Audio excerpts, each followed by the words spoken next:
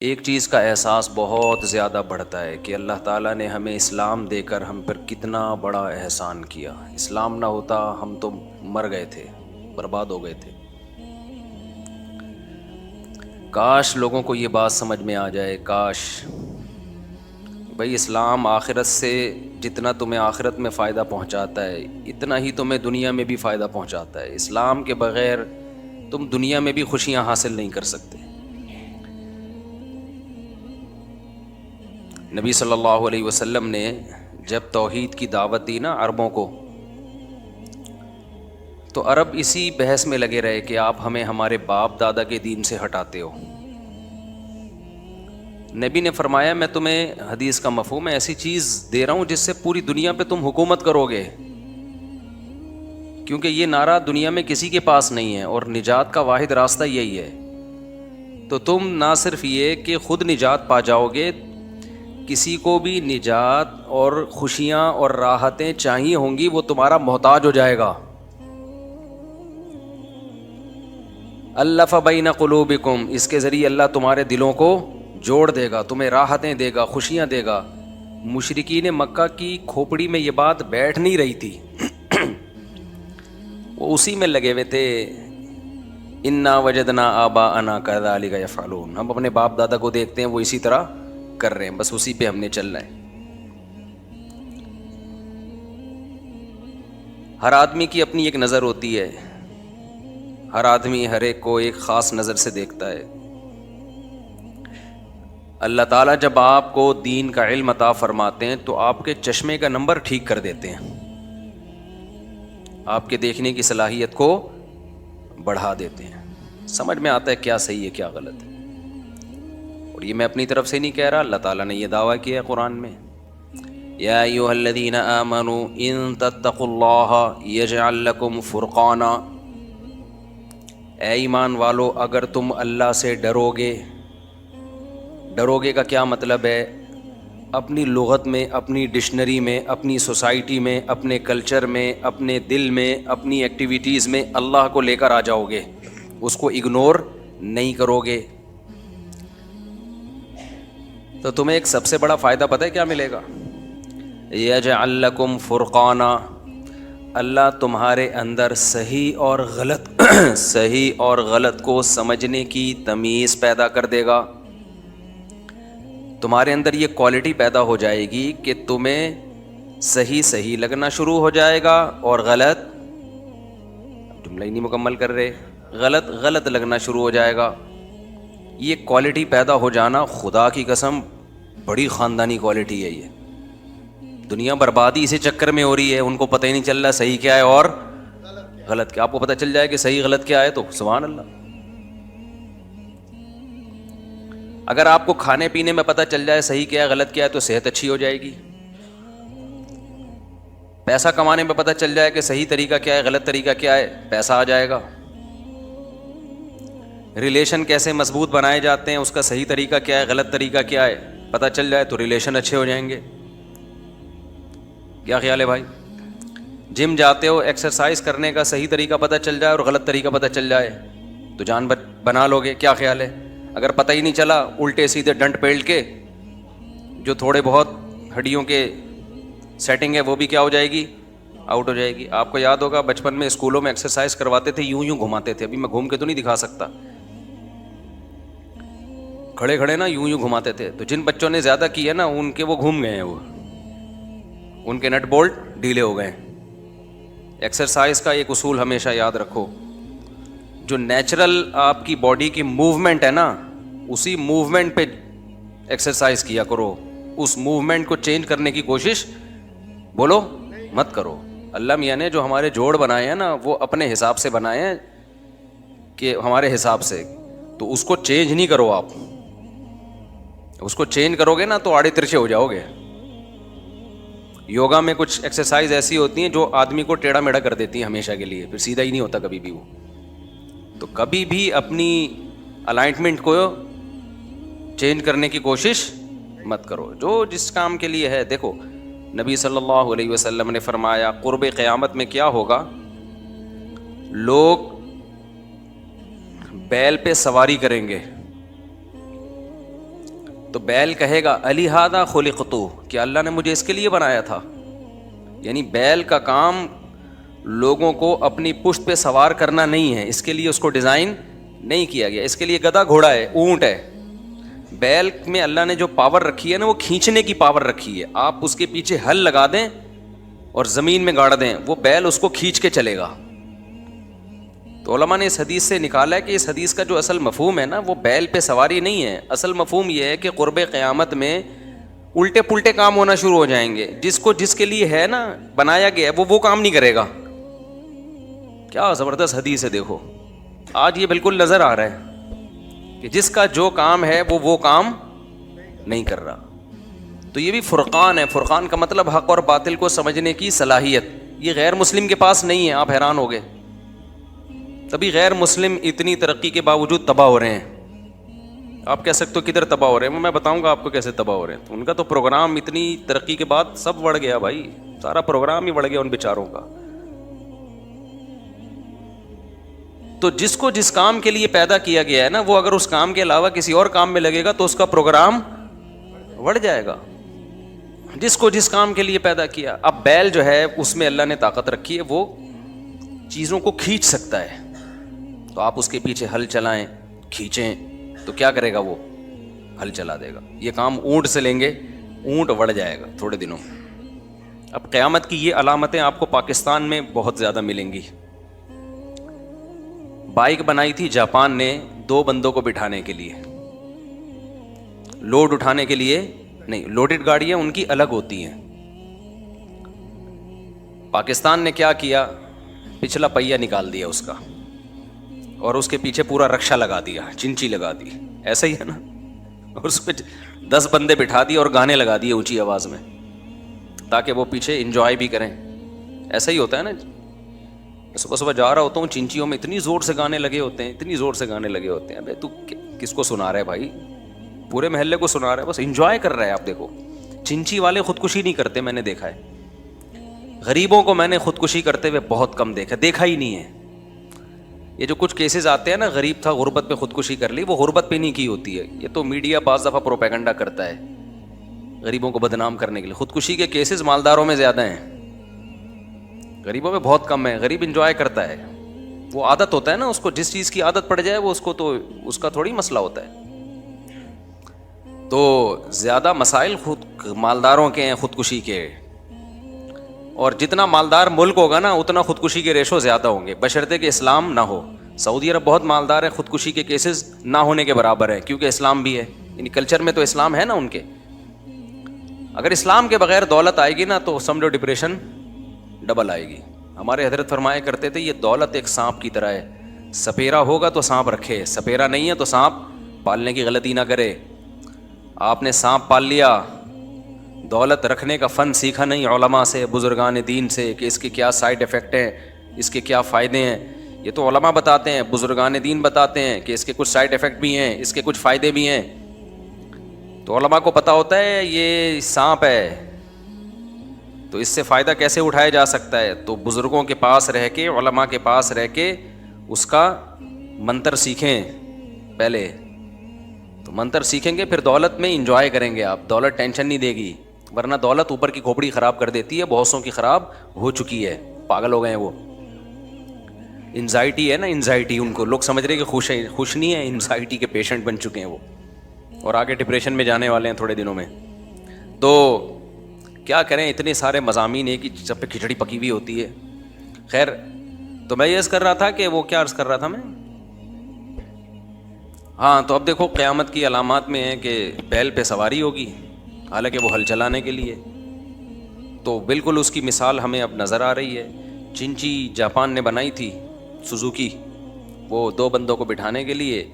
ہم نے اس پہ پورا رکشہ جوڑ دیا، چنچی جوڑ دی، گانے لگا دیے اونچی آواز سے، اور پھر کیسے صبح صبح انجوائے کرتے ہوئے جا رہے ہوتے ہیں. دوسرے کو ٹینشن دیں گے، خود ٹینشن نہیں لیں گے. اور ایک اور انجوائے کرتا ہے چنچی والا، وہ یہ کہ ہر اسٹاپ پہ آدھا گھنٹہ کھڑا رکھتا ہے چنچی کو. کتنی ٹینشن دے رہا ہوتا ہے نا پیچھے پیسنجر کو. خود ذرا سی بھی ٹینشن میں آتا ہے. اگر خود ٹینشن ہوتی تو آدھا گھنٹہ کھڑا رکھتا؟ خود بھی تو ٹینشن میں آتا نا, کہتے چلو بھائی نا, اس کی صحت پہ کوئی اثر نہیں پڑتا. پیچھے کسی کا بچہ مر رہا ہے, کسی کو ایئرپورٹ پہنچنا ہے, کچھ بھی کرنا ہے نا, اس کی صحت پہ کوئی فرق نہیں پڑتا. بسوں والوں کی صحت پہ بھی کوئی فرق نہیں پڑتا. آپ اس کو پیچھے سے بولو بھائی تیرے کو نیمبو چٹاؤں, نکل تو چلانا, نہیں چلائے گا وہ. ان لوگوں سے سیکھو ٹینشن کیسے ختم ہوتی ہے, سمجھ رہے ہو؟ یہ وہ لوگ ہیں جو ٹینشن دینا جانتے ہیں, ٹینشن لینا کہتے ہیں دو, ٹینشن لو نہیں, بولنے دو. ہمیں یاد ہے 4K 4G میں جب ہم سفر کیا کرتے تھے نا, تو بہت لوگ گرمیوں میں بس بھری ہوئی بھی ہے, مزید پیسنجر کی جگہ بھی نہیں ہے, پھر بھی وہ نہیں چلاتا تھا. وہ کہتا تھا چھت پہ چڑھا دو لوگوں کو. تو پیچھے سے اتنی گالیاں مل رہی ہوتی تھیں اس کو, تو وہ دیکھتا بھی نہیں تھا, پیچھے مڑ کے دیکھتا بھی نہیں تھا. اس سے بہت عبرت ہمیں حاصل ہوئی کہ یار یہ وہ لوگ ہیں جو ٹینشن ہمیشہ دیتے ہیں, لیتے بیتے نہیں. دیکھو کل ایک بندہ آیا, بھی مجھے بندے کی مثال دینی ہے, وہ کیونکہ میں نے یہ مثال دی نا تو پورا بیان چینج ہو جائے گا. تو میں چاہ رہا ہوں جو ٹاپک ہے چینج نہ ہو, آپ کی ذمہ داری ہے کہ بندے کی مثال دینی ہے. کل ایک بندہ آیا, یہ بہت اہم مثال ہے, آپ کو بہت کچھ سیکھنے کا انشاءاللہ اس سے موقع ملے گا. تو خیر میں یہ عرض کر رہا تھا, اللہ میاں نے فرمایا کہ اگر تم اللہ سے ڈرو گے, یعنی اللہ کو اپنی زندگی میں لاؤ گے, ہر کام سے پہلے دیکھو گے اللہ کا اس میں حکم کیا ہے. ٹھیک ہے ہمارا دل چاہ رہا ہے, پہلے اللہ سے پرمیشن لے لیں کہ اللہ نے اس خواہش کو پورا کرنے کی اجازت دی ہے تو ٹھیک ہے, نہیں دی ہے تو نہیں کریں گے. بھائی شادی بیاہ ہے, اور جتنے کاروبار ہے, اور جتنے ہمارے معاملات ہیں, صبح و شام کے آپس کی گپ شپ کی محفلیں ہیں, بھائی کوئی ایسا کام نہ ہو جو اللہ کی مرضی کے خلاف. تو اللہ کہتے ہیں جس کے اندر یہ صفت پیدا ہو گئی تو ہم اسے دنیا میں ایک انعام دیتے ہیں, یجعل لکم فرقانا, اس کے اندر صحیح اور غلط کو سمجھنے کی صلاحیت پیدا کر دیتے ہیں. اس کو پتہ چل جاتا ہے صحیح کیا ہے اور غلط کیا ہے. جس کے اندر یہ صلاحیت نہیں ہوتی وہ کیا کرتا ہے؟ سوال پیدا ہوتا ہے, وہ اس کو نہیں پتہ چلتا صحیح اور غلط کا. تو پہلے تو میں مثالیں دے رہا تھا صحیح اور غلط کا سمجھنا ضروری کیوں ہے, پھر میں بتاؤں گا کہ لوگوں کو نہیں پتہ چلتا صحیح غلط کا. صحیح غلط کا سمجھنا اس لیے ضروری ہے کہ زندگی کے ہر شعبے میں ہمیں صحیح اور غلط کو سمجھے بغیر اگر ہم ٹریک پہ چلنا شروع کر دیں گے نا, تو محنت بہت ہوگی, آؤٹ پٹ اس کا نہ صرف یہ کہ زیرو ہوگا بلکہ الٹا ہوگا. اب میڈیکل سائنس میں صحیح اور غلط کا ڈاکٹر اور ماہر حکیم بتاتے ہیں. حکیم کے ساتھ میں ماہر لازمی لگاتا ہوں کیونکہ حکیموں میں 2 نمبریاں بہت چل رہی ہیں آج کل, اس لیے میں ماہر لگا دیتا ہوں کہ کوئی صحیح ریلائبل حکیم ہو, ورنہ حکیموں کا آج کل معاملہ بہت بس دعوے ہیں دعوے.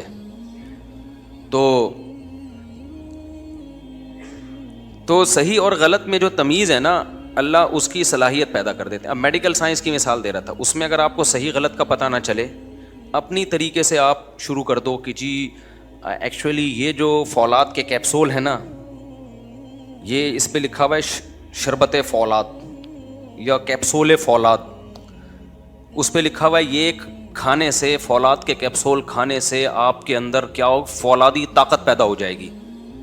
اب آپ نے ماہرین سے نہیں پوچھا, آپ نے وہ دیکھا کہ بھئی چونکہ فولاد تو فولاد ہے بھائی, اگر میں اس میں ہے بھی فولاد اور میں کھاؤں گا تو ظاہر ہے فولاد کھانے سے کیا بنو گے آپ, عقل کیا کہتی ہے فولاد بنے. وہ آپ نے پھانکنا شروع کر دیے, ظاہر ہے تھوڑے دنوں میں آپ کے گردے میں پتھری ہو جائے گی یا اور کوئی مسائل کھڑے ہو جائیں گے آپ کے ساتھ, کیونکہ آپ میں فولاد کی کمی تھی نہیں اور آپ نے کیلیں پھانکنا شروع کر دی.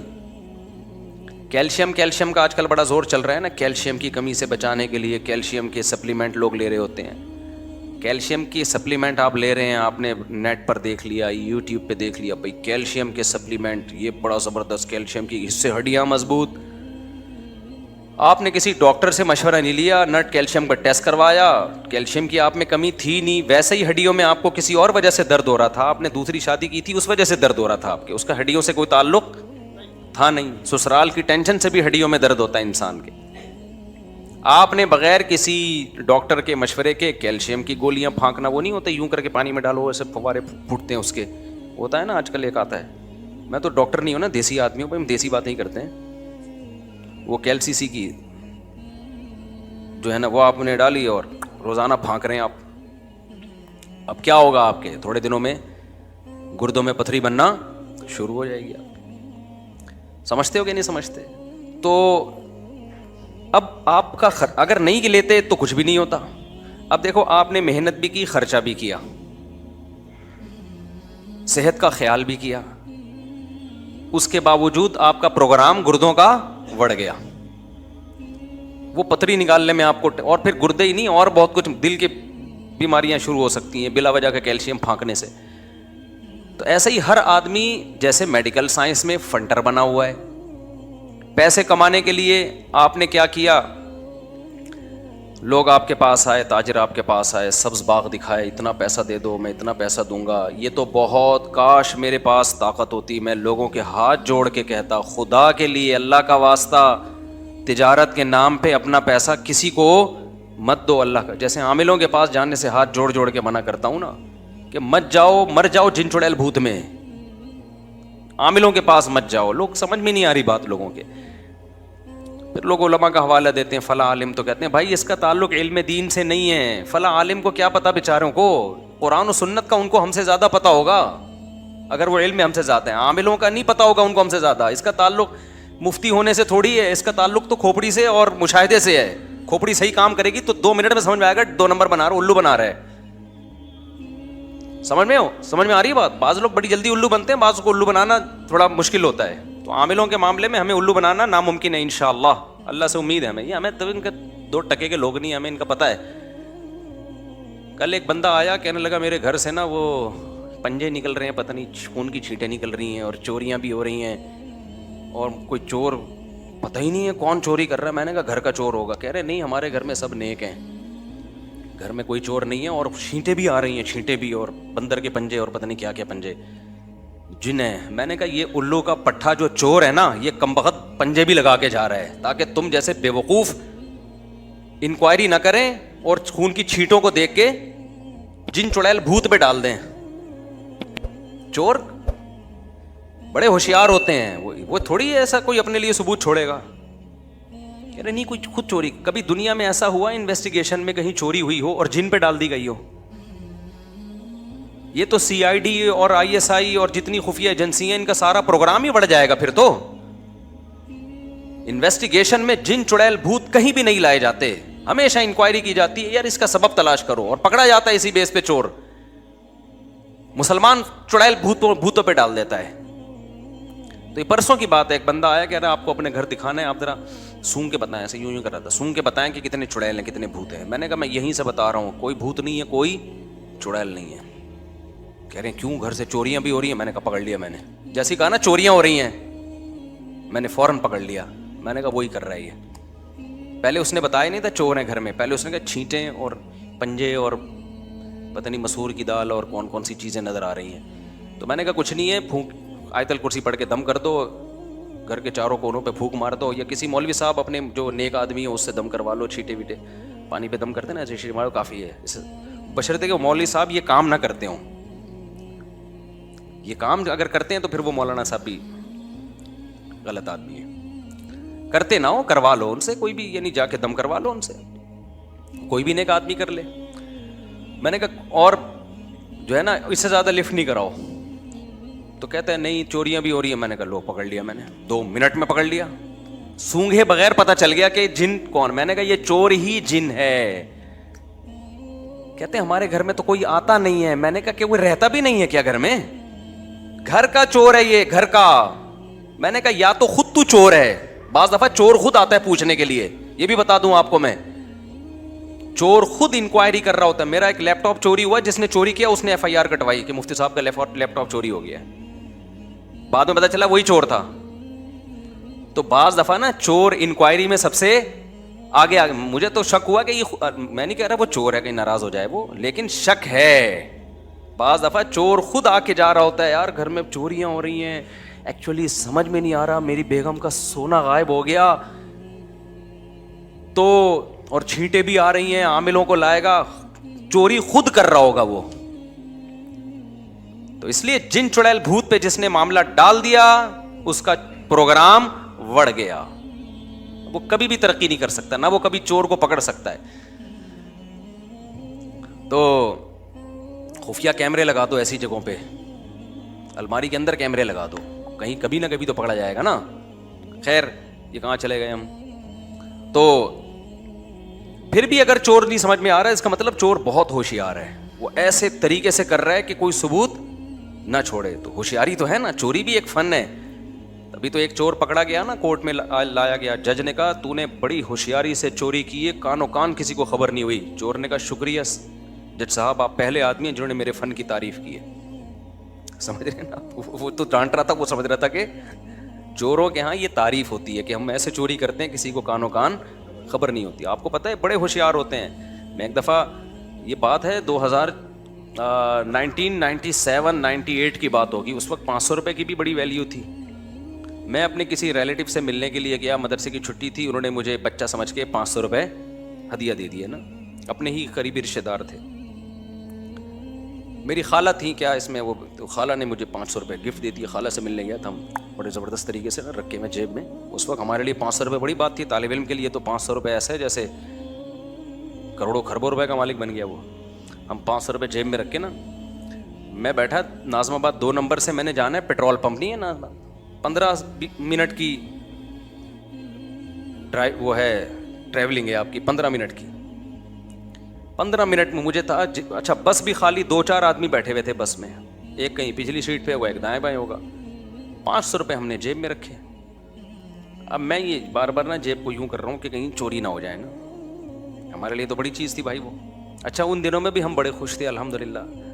لوگ کہتے ہیں کہ یہ مولوی کے پاس جو ہے نا جاپان آسٹریلیا گھوم رہا ہے, پیسہ ویسا ہے اس لیے خوش ہے. تم پاگل ہو, تمہارا دماغ ہو گیا ہے خراب. جس کی اوپر کی کھوپڑی سڑ جائے نا تو اس کا دنیا میں اس کے دماغ کا علاج کرنا ممکن نہیں ہے.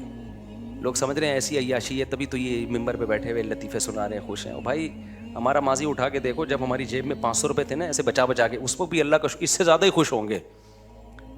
خوشی کا اس سے تعلق نہیں ہے, یہ تو پیسہ آنے سے تو لوگوں کے دماغ بڑھ گئے ہیں, کیڑے پیدا ہو گئے ہیں دماغوں میں لوگوں کے.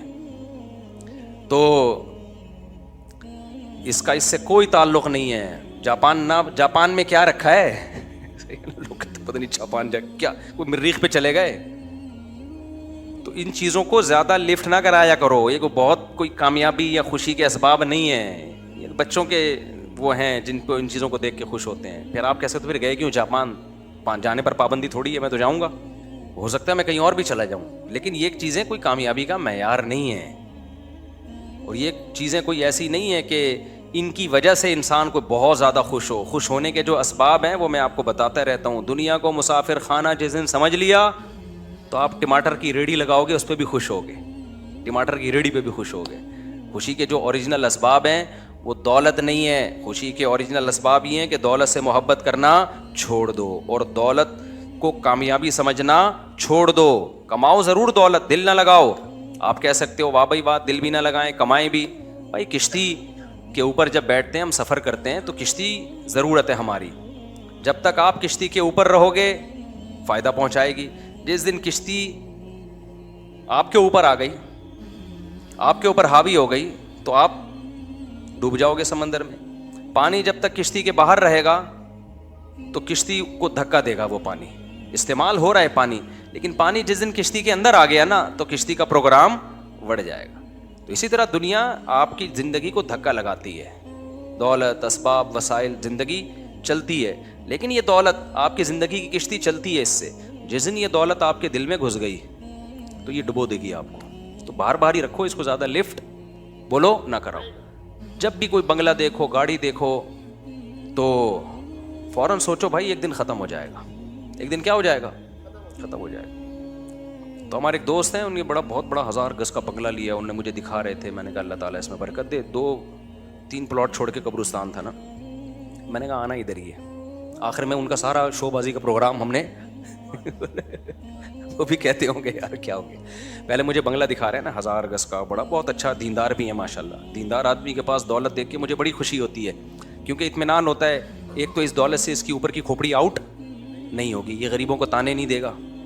دوسری بات یہ کہ اس دولت کو ظاہر دین کے کاموں میں بہت زیادہ خرچ کرے گا. شراب کباب سے, لڑکیوں سے. آج کل دولت آتے ہی لڑکی آ جاتی ہے آپ کے پاس گرل فرینڈ بن کے. جیسے ہی دولت آئے گی نا 2-4 لڑکیاں آپ کے ساتھ ولاگ میں آنا شروع ہو جائیں گی. یہ دولت کی بھوکی ہیں, سمجھتے ہو. لوگ کہتے ہیں نا پیسے سے ریلیشن بنتا ہے, پیسے سے ریلیشن جب بنتا ہے جب وہ پیسہ اللہ کے لیے خرچ کیا جائے. لڑکیوں کا جو ریلیشن پیسے سے بن رہا ہے نا, یہ وہ والا ریلیشن ہے جو جاپان میں بنا ہوا ہے آج کل, اور آسٹریلیا میں بنا ہوا ہے, گوروں کا ریلیشن. اس میں یہ ہوتا ہے کہ جب تک پیسہ ہے ٹھیک ہے, جیسے ہی پیسہ ختم ہوا نکلو پتلی گلی سے. تو یہ والا ریلیشن ناپاک ریلیشن بنتا ہے دولت سے, جس میں بندے کو بھی پتہ ہوتا ہے جب تک یہ ہے پیسہ ہے تو ہے میرے ساتھ. میاں بیوی کا جو ریلیشن, جو پاکیزہ ریلیشن ہے, جو خاندانی میاں بیویوں کی بات کر رہا ہوں میں, ان کا ریلیشن میں پیسہ ہو تو بھی ہے, پیسہ نہیں ہو تو کیا ہے بھائی, شریک حیات ہے, ساتھ جینا مرنا ہے. یہ دین کے ساتھ آتی ہیں یہ چیزیں. ابھی آسٹریلیا میں ہمارے ایک دوست تھے, یہ بھی واقعہ بعد میں سناؤں گا تاکہ بیان آسٹریلیا والا ہو گیا, اور ایک ہاں تاکہ ٹاپک چینج نہ ہو. میں نے یہ سیٹ اپ بنایا کہ ٹاپک کو چینجنگ سے بچانے کے لیے نا, جتنے بھی بیچ بیچ میں واقعات آ رہے ہیں وہ ہم ایک ٹوکرے میں رکھتے جائیں گے, آخر میں وہ ٹوکرا الٹ دیں گے آپ کے اوپر. تو بات یہ چل رہی تھی, کیا بات چل رہی تھی؟ ہاں 500 روپے نا, ہم بڑے مزے سے کڑک کا نوٹ تھا جیب میں رکھ کے, یہ والی جیب تھی ایسے, دیکھ رہا ہوں بھائی. اچھا میں جب مدرسے میں رہتا تھا نا تو لوگ ہمارے طالب علم مجھے بہت مالدار سمجھتے تھے, سمجھتے بڑے مالدار تھے, کیونکہ جب ایسا نوٹ آتا تھا نا تو میرے پھر لسی اور اور جا کے نا ادھر ادھر چپلی کباب اور یہ سب چیزیں پھوڑ پھاڑ کے آتا تھا میں, بچاتا بتاتا نہیں تھا میں. تو عادت تھی, غلط عادت تھی لیکن تھی, اب کیا کریں. وہ سمجھتے تھے پتہ نہیں کتنا کروڑ پتی آدمی ہے یہ. اب میں دیکھ رہا ہوں کہ خواب آ رہے ہیں, ایک لسی کا بھرا ہوا, میٹھی لسی ہوتی تھی, اوپر ملائی ڈال کے دیتا تھا, لسی کا بھرا ہوا گلاس, اور اللہ بھلا کرے, اور ادھر وہ کلیجی, ایک ریڑھی والا کلیجی بناتا تھا, بڑی مزے کی کلیجی ہوتی تھی. رات کو ہم اور میرا دوست چھپڑ میں نکلتے تھے, کلیجی پھوڑ پھاڑ کے آتے تھے وہ. تو یہ سارے خیالات آ رہے ہیں نا, میں دیکھ رہا ہوں کہ یوں, یہی میری غلطی تھی یوں کرنا, یہ میری غلطی تھی. اس سے کیا ہوا, جیب کترے کو اندازہ ہو گیا بیٹا اس کی جیب میں کیا پڑا ہے, مال. حالانکہ بس میں رش بھی نہیں ہے. 10 منٹ کی ڈرائیونگ پہ, 10 منٹ کی رائڈنگ پہ میں آگے اترا ہوں پیٹرول پمپ ناظم آباد پہ, اور یہ دیکھتے ہوئے کہ کوئی جیب سے چوری نہ کر لے, اترا ہوں, جیب میں ہاتھ ڈالا, وہ سارا لسی کا پروگرام اڑ گیا. مجھے خیال ہوا میں دوبارہ بس پہ چڑھوں اور کہیں سے 500 روپے ادھار لے کر نا اس جیب کترے کو دوں. یار تیرے فن کو کمال ہے یار. اب آپ بتاؤ, ایک آدمی حفاظت بھی کر رہا ہے کہ کوئی چوری نہ کر لے, کتنی میں نے سوچ کے اترا ہوں گا نا. اب میں یہ جن پہ ڈالوں یا میں یہ کہوں کہ یار جیب کترا اتنا ہوشیار تھا, کمبخت نے ایسے ہاتھ صاف کیا ہے نا کہ کانوں کان خبر نہیں ہوئی ہے, ایسے ہاتھ صاف کیا اس کمبخت نے, پتہ نہیں کس طریقے سے اس نے کیا یار. جیسے ہی اترے ہیں بس وہ ایک چند سیکنڈ ہوتے ہیں اس میں یہ اپنا کرتب دکھاتے ہیں. تو ایسے موقع پہ میں بھی جن چڑیل بھوت پہ ڈال سکتا ہوں, یار کسی نے کچھ کر دیا ہے, وہیں سے ہماری خالہ نے 500 روپے دے کے جن چڑیل بھوت میرے پیچھے لگا دیے کہ نکال کے لا. دوسرا آپشن یہ بھائی, جن چڑیل بھوت اگر یہ کر رہے ہوتے دنیا کا نظام برباد ہو جاتا. بینکوں میں لاکر سے چراتے ہیں, سارا بینکوں کا آڈٹ کا سسٹم, سارا کا سارا سیٹ اپ وڑ جاتا ان کا, تو برباد ہو جاتا. اب میں نہیں وڑنی کا, آپ نے کہا ہے وڑ, اس لیے لوگ بولیں گے بار بار وڑ کا اس لفظ لا رہے ہو. میں جب سے 4 شادیوں پہ بات کی نا شروع کی تو اب لوگ آٹو پہ آ گئے ہیں. اب میں نئی ٹاپک چھیڑتا, لوگ خود ہی چھیڑ رہے ہوتے ہیں. پھر لوگ مجھے کہتے ہیں ہر وقت 4 شادیاں چھیڑتے. بھائی اب چھڑ گئے ہیں لوگ, اب بٹن دبا کے ہم چلے, اب دنیا سے چلے بھی گئے نا, یہ ٹاپک اب قیامت تک چلتا رہے گا. مرد آٹو پہ سیٹ ہو گئے ہیں, آٹو سسٹم ہے. تو ہمارے ایک اور دوست اسی طرح سے وہ ٹاور سے صدر جانے کے لیے بس میں سوار ہوئے. وہاں اس وقت جیبیں بہت کٹتی تھیں. انہوں نے مجھے خود اپنا واقعہ سنایا کہ میں نے ایک پرس لیا, بٹوا لیا. بٹوا لینے کے بعد جو ہے کہتے اس خالی بٹوا تھا, صرف میں نے جیب کترے کو پکڑنے کے لیے یہ کام کیا. یہ واقعات میں سنا رہا ہوں عبرت کے لیے, آپ کے قصے کہانیاں سنانے کے لیے نہیں سنا رہا. یہ بتانے کے لیے کہ بعض دفعہ کسی چیز کے اسباب خفیہ ہوتے ہیں, ہمیں نہیں پتہ ہوتے, تو وہ جن چڑیل بھوت پہ ڈالنے کے نہیں ہوتے. اس میں یہ کہ اور زیادہ ہوشیار ہو جائیں آپ. یہ نہیں ہوتا کہ جس چیز کا کام ہوا سبب سمجھ میں نہیں آ رہا, سبب چونکہ سمجھ میں نہیں آ رہا تو جن پہ ڈال دو. اس سے تو وہ اور زیادہ نقصان ہونا شروع ہو جائے گا آپ کو. جو تھوڑے بہت پیسے جو چوری نہیں ہو رہے وہ عاملوں کے کھاتے میں چلے جائیں گے. پہلے تو چوری ہو رہے تھے, کم از کم چور کو بددعائیں تو دے رہے تھے نا, اب تو خود پیسے عاملوں کو پکڑانا شروع کر دو گے. تو وہ صدر سے بیٹھے ہیں اور نیا پرس لیا انہوں نے, جیب میں رکھا اور کہتے ہیں بار بار میں یوں یوں کر کے نا چیک کر رہا ہوں تاکہ جیب کترا یہ سمجھے کہ کوئی بہت بڑی رقم لے کے جا رہا ہے یہ آدمی, حالانکہ وہ خالی تھا. کہہ رہا ہوں میں اس چکر میں ہوں. ہمارے وہ دوست تھے بھی پشتون پٹھان تھے, انہوں نے کہا میں پکڑ کے اس کو کوٹوں گا آج طبیعت سے نا. تو وہ کہہ رہے ہیں مجھے خود, میرے دوست ہیں, مجھے خود اپنا واقعہ انہوں نے سنایا. کہہ رہے ہیں میں بار بار یوں جیب پہ ہاتھ رکھ رہا ہوں, جیب پہ ہاتھ رکھ, کوئی آئے تو صحیح, آئے تو صحیح. کہہ رہے ہیں گھنٹہ ہو گیا کوئی بھی نہیں آیا. ٹاور پہ کہہ رہے ہیں میں اترا, جیب میں ہاتھ ڈالا, بٹوا غائب.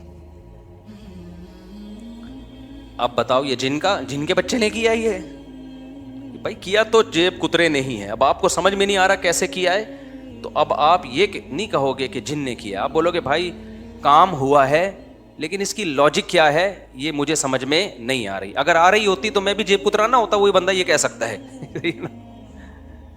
ہر کام ہر ایک کا تھوڑی ہوتا ہے. تو ایسے ہی گھروں میں بعض دفعہ چوریاں ہو رہی ہوتی, پتہ نہیں ہوتا کون چوری کر رہا ہے. تو اس کا مطلب یہ نہیں کہ جن چوری کر رہا ہے, اس کا مطلب ہے چور بہت ہوشیار ہے, FIR کٹانے گیا ہوا ہے اور عاملوں کو لا کے پھونکے مروا رہا ہے تاکہ لوگوں کا دماغ جادو ٹونے کی طرف چلا جائے.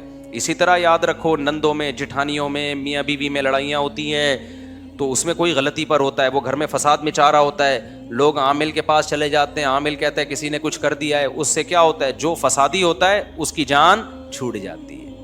میاں بیوی میں بعض دفعہ طلاق ہو جاتی ہے, بعض دفعہ شوہر ظالم ہوتا ہے, گھر بسا نہیں سکتا وہ طلاق کے بعد, یہ تو کامن ہے. اب لوگوں کی تانے اور ملامت سے بچنے کے لیے کہتا ہے اصل میں ہمارے گھر سے تعویذ نکلا ہے, تو میاں بیوی میں اصل میں کسی نے جادو کیا ہے, میرا قصور نہیں. ہمارے ایک جاننے والے اچھی بھلی بیوی, ان کی 15-16 سال وائف کے ساتھ گزارے, اس بیوی کی بیچاری کی اولاد بھی نہیں تھی, بانجھ تھی وہ. تو ہم چونکہ ہمارے محلے کا ہی پرانا قصہ ہو گیا, اب میرا خیال ہے ان کو نہیں پتہ چلے گا, ان کی بات میں کر رہا ہوں. تو وہ ہم جانتے تھے اس بچی کو, اچھی نیک سیرت لڑکی تھی, نمازی تھی اور اچھی بھلی میاں بیوی کی زندگی گزر رہی تھی. شوہر نے کسی دن غصے میں آ کے دھڑ دھڑ طلاقیں نکال دی. اب قابل ملامت تو ہوگا نا کہ یار تم بیچاری کو پہلے اولاد نہ ہونے کا غم ہے, اوپر سے اس کو آپ کو اولاد چاہیے تھی, آپ ایک اور شادی کر لیتے, اس نے اجازت بھی دی ہوئی تھی بھائی آپ کو اولاد چاہیے. وہ تو غریب لڑکی کا تو بیڑا غرق ہو جاتا ہے طلاق کے بعد. تو جب انکوائری کی گئی انہوں نے کہا یار اصل میں مجھ پہ جادو ہوا ہے. اب پروگرام, اب کوئی بول سکتا ہے ان کو ملامت کر سکتا ہے, تعویذ نکلے, یہ نکلا ہے, میں تو نہیں چاہتا تھا, اصل میں ایکچولی کیا ہوا ہے. تو بڑا بہترین بہانہ ہے اپنی جان چھڑانے کا. بعض دفعہ عورت بھی ایسا کرتی ہے, عورت شوہر کے حقوق ادا نہیں کر رہی ہوتی, شرارتی ہوتی ہے, گھر نہیں بسا سکتی, بالآخر ایک دن شوہر اس کو چھوڑ دیتا ہے. تو اب جان بچانے کا بہترین طریقہ, اصل میں ایکچولی ہم میں میاں بیوی میں تو بڑی محبت تھی, لیکن نا وہ جو اس دن خاتون آئی تھی نا, میری جٹھانی نے کروایا یہ سب کچھ, میری جٹھانی نے کروایا یہ سب کچھ, یہ سارا کام میری ساس کا ہے, وہ نہیں چاہتی تھی ہم دونوں محبت سے رہیں. تو اپنا قصور, اپنی بلی کس پہ ڈال دی, ساس پہ ڈال دی, جٹھانی پہ ڈال دی. جٹھانیاں لڑواتی ہیں, یہ تو ایک گراؤنڈ ریئلٹی ہے. آپ مت آؤ جٹھانیوں کی باتوں میں, آپ بھی تو کسی کی جٹھانی ہوگی, آپ بھی لڑوا رہی ہوگی. کیا خیال ہے بھائی؟ جٹھانی کا کام فائر بریگیڈ کا ہو ہی نہیں سکتا, کیونکہ وہ آگ جلانے کا کام کرتی, آگ بجھانے کا کام نہیں کرتی. یہ تو رشتے بہت کم ایسے ہوتے ہیں جو ان میں اچھے بھی ہوتے ہیں, جو خواتین میرا بیان سن رہی ہیں وہ بہت اچھے بھی ہوئے, لیکن جو نہیں سن رہی ان کا تو کام کیا ہے, لڑوانا. تو اس میں تو آدمی کو پہلے ہوشیار ہونا چاہیے نا. لوگ کہتے ہیں میری بہن جب بھی آتی ہے گھر میں میرے اور بیوی کے درمیان پھڈا ڈال کے جاتی ہے. یہ بھی کامن مسئلہ ہے. آپ کی بہن جب آپ کے گھر میں رہنے کے لیے آئے گی نا اور جائے گی, تو سمجھ لو آپ کی بیگم سے پھڈا یہ ڈیو ہے. بیگم سے آپ کا پھڈا کیا ہے, یہ ہوتا ہے. تو مرد اگر عقل مند ہوگا, اس کا شادیوں کا تجربہ ہوگا, اس کو پتا ہوگا کہ میری بہن جب آئے گی تو وہ میری بیوی کے کیڑے نکالے گی لازمی. تو عقل مند آدمی پہلے سے ہی بہن سے ہوشیار ہو جاتا ہے.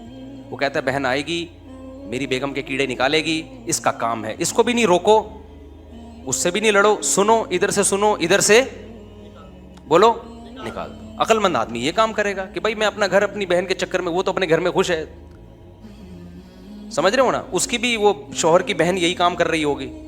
تو اگر ان بہنوں کا اور ان کا اپنے پرسنل معاملات میں ہم سننا شروع کر دیں تو کسی کا بھی دنیا میں گھر, اگر آپ نے اپنی اماں سے سننا شروع کر دیا کہ آپ کی بیگم کیسی ہے اور اس پہ یقین کرنا شروع کر دیا آپ نے, تو آپ کا شادی کا پروگرام, پہلی شادی کا ہی پروگرام بڑھ جائے گا آپ کا. 4 کیا کرو گے آپ؟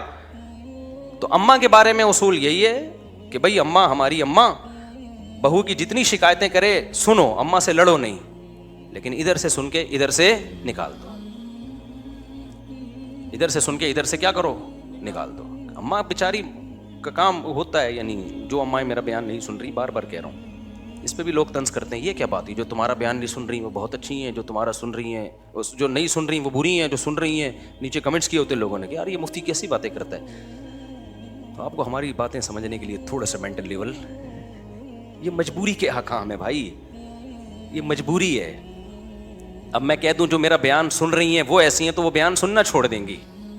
تو اس لیے میں احتیاطاً یہ کہہ رہا ہوتا ہوں جو بیان سن رہی ہیں ان کی بات ہی نہیں کر رہا، وہ بہت اچھی ہیں، تاکہ وہ سنتی رہے نا، اصلاح ہو جائے ان کی.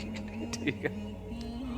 تو اپنا گھر بسانے کے لیے اپنی اماں سے بھی نہ لڑو اور اماں کے کہنے پہ بیگم سے بھی نہ لڑو. بالکل نیوٹرل ہو کے خود فیصلہ کرو کہ کون صحیح ہے کون غلط ہے. اور 100% صحیح تو میرے بھائی دنیا میں کوئی بھی نہیں ہوتا. جو آدمی، اور یہ میرے سامنے آ کے نہ کیا کرو کہ میاں مفتی صاحب میں نے 2 شادیاں کی، میں بہت خوش ہوں اور میں دونوں کو بہنوں کی طرح اور ہمارا گھر، یہ ٹوپی ڈرامے کسی اور کے سامنے کیا کرو. 100% دنیا میں صحیح صرف بے وقوف لوگ ہوتے ہیں جن کے گھر میں کبھی جھگڑا بھی نہیں ہوتا.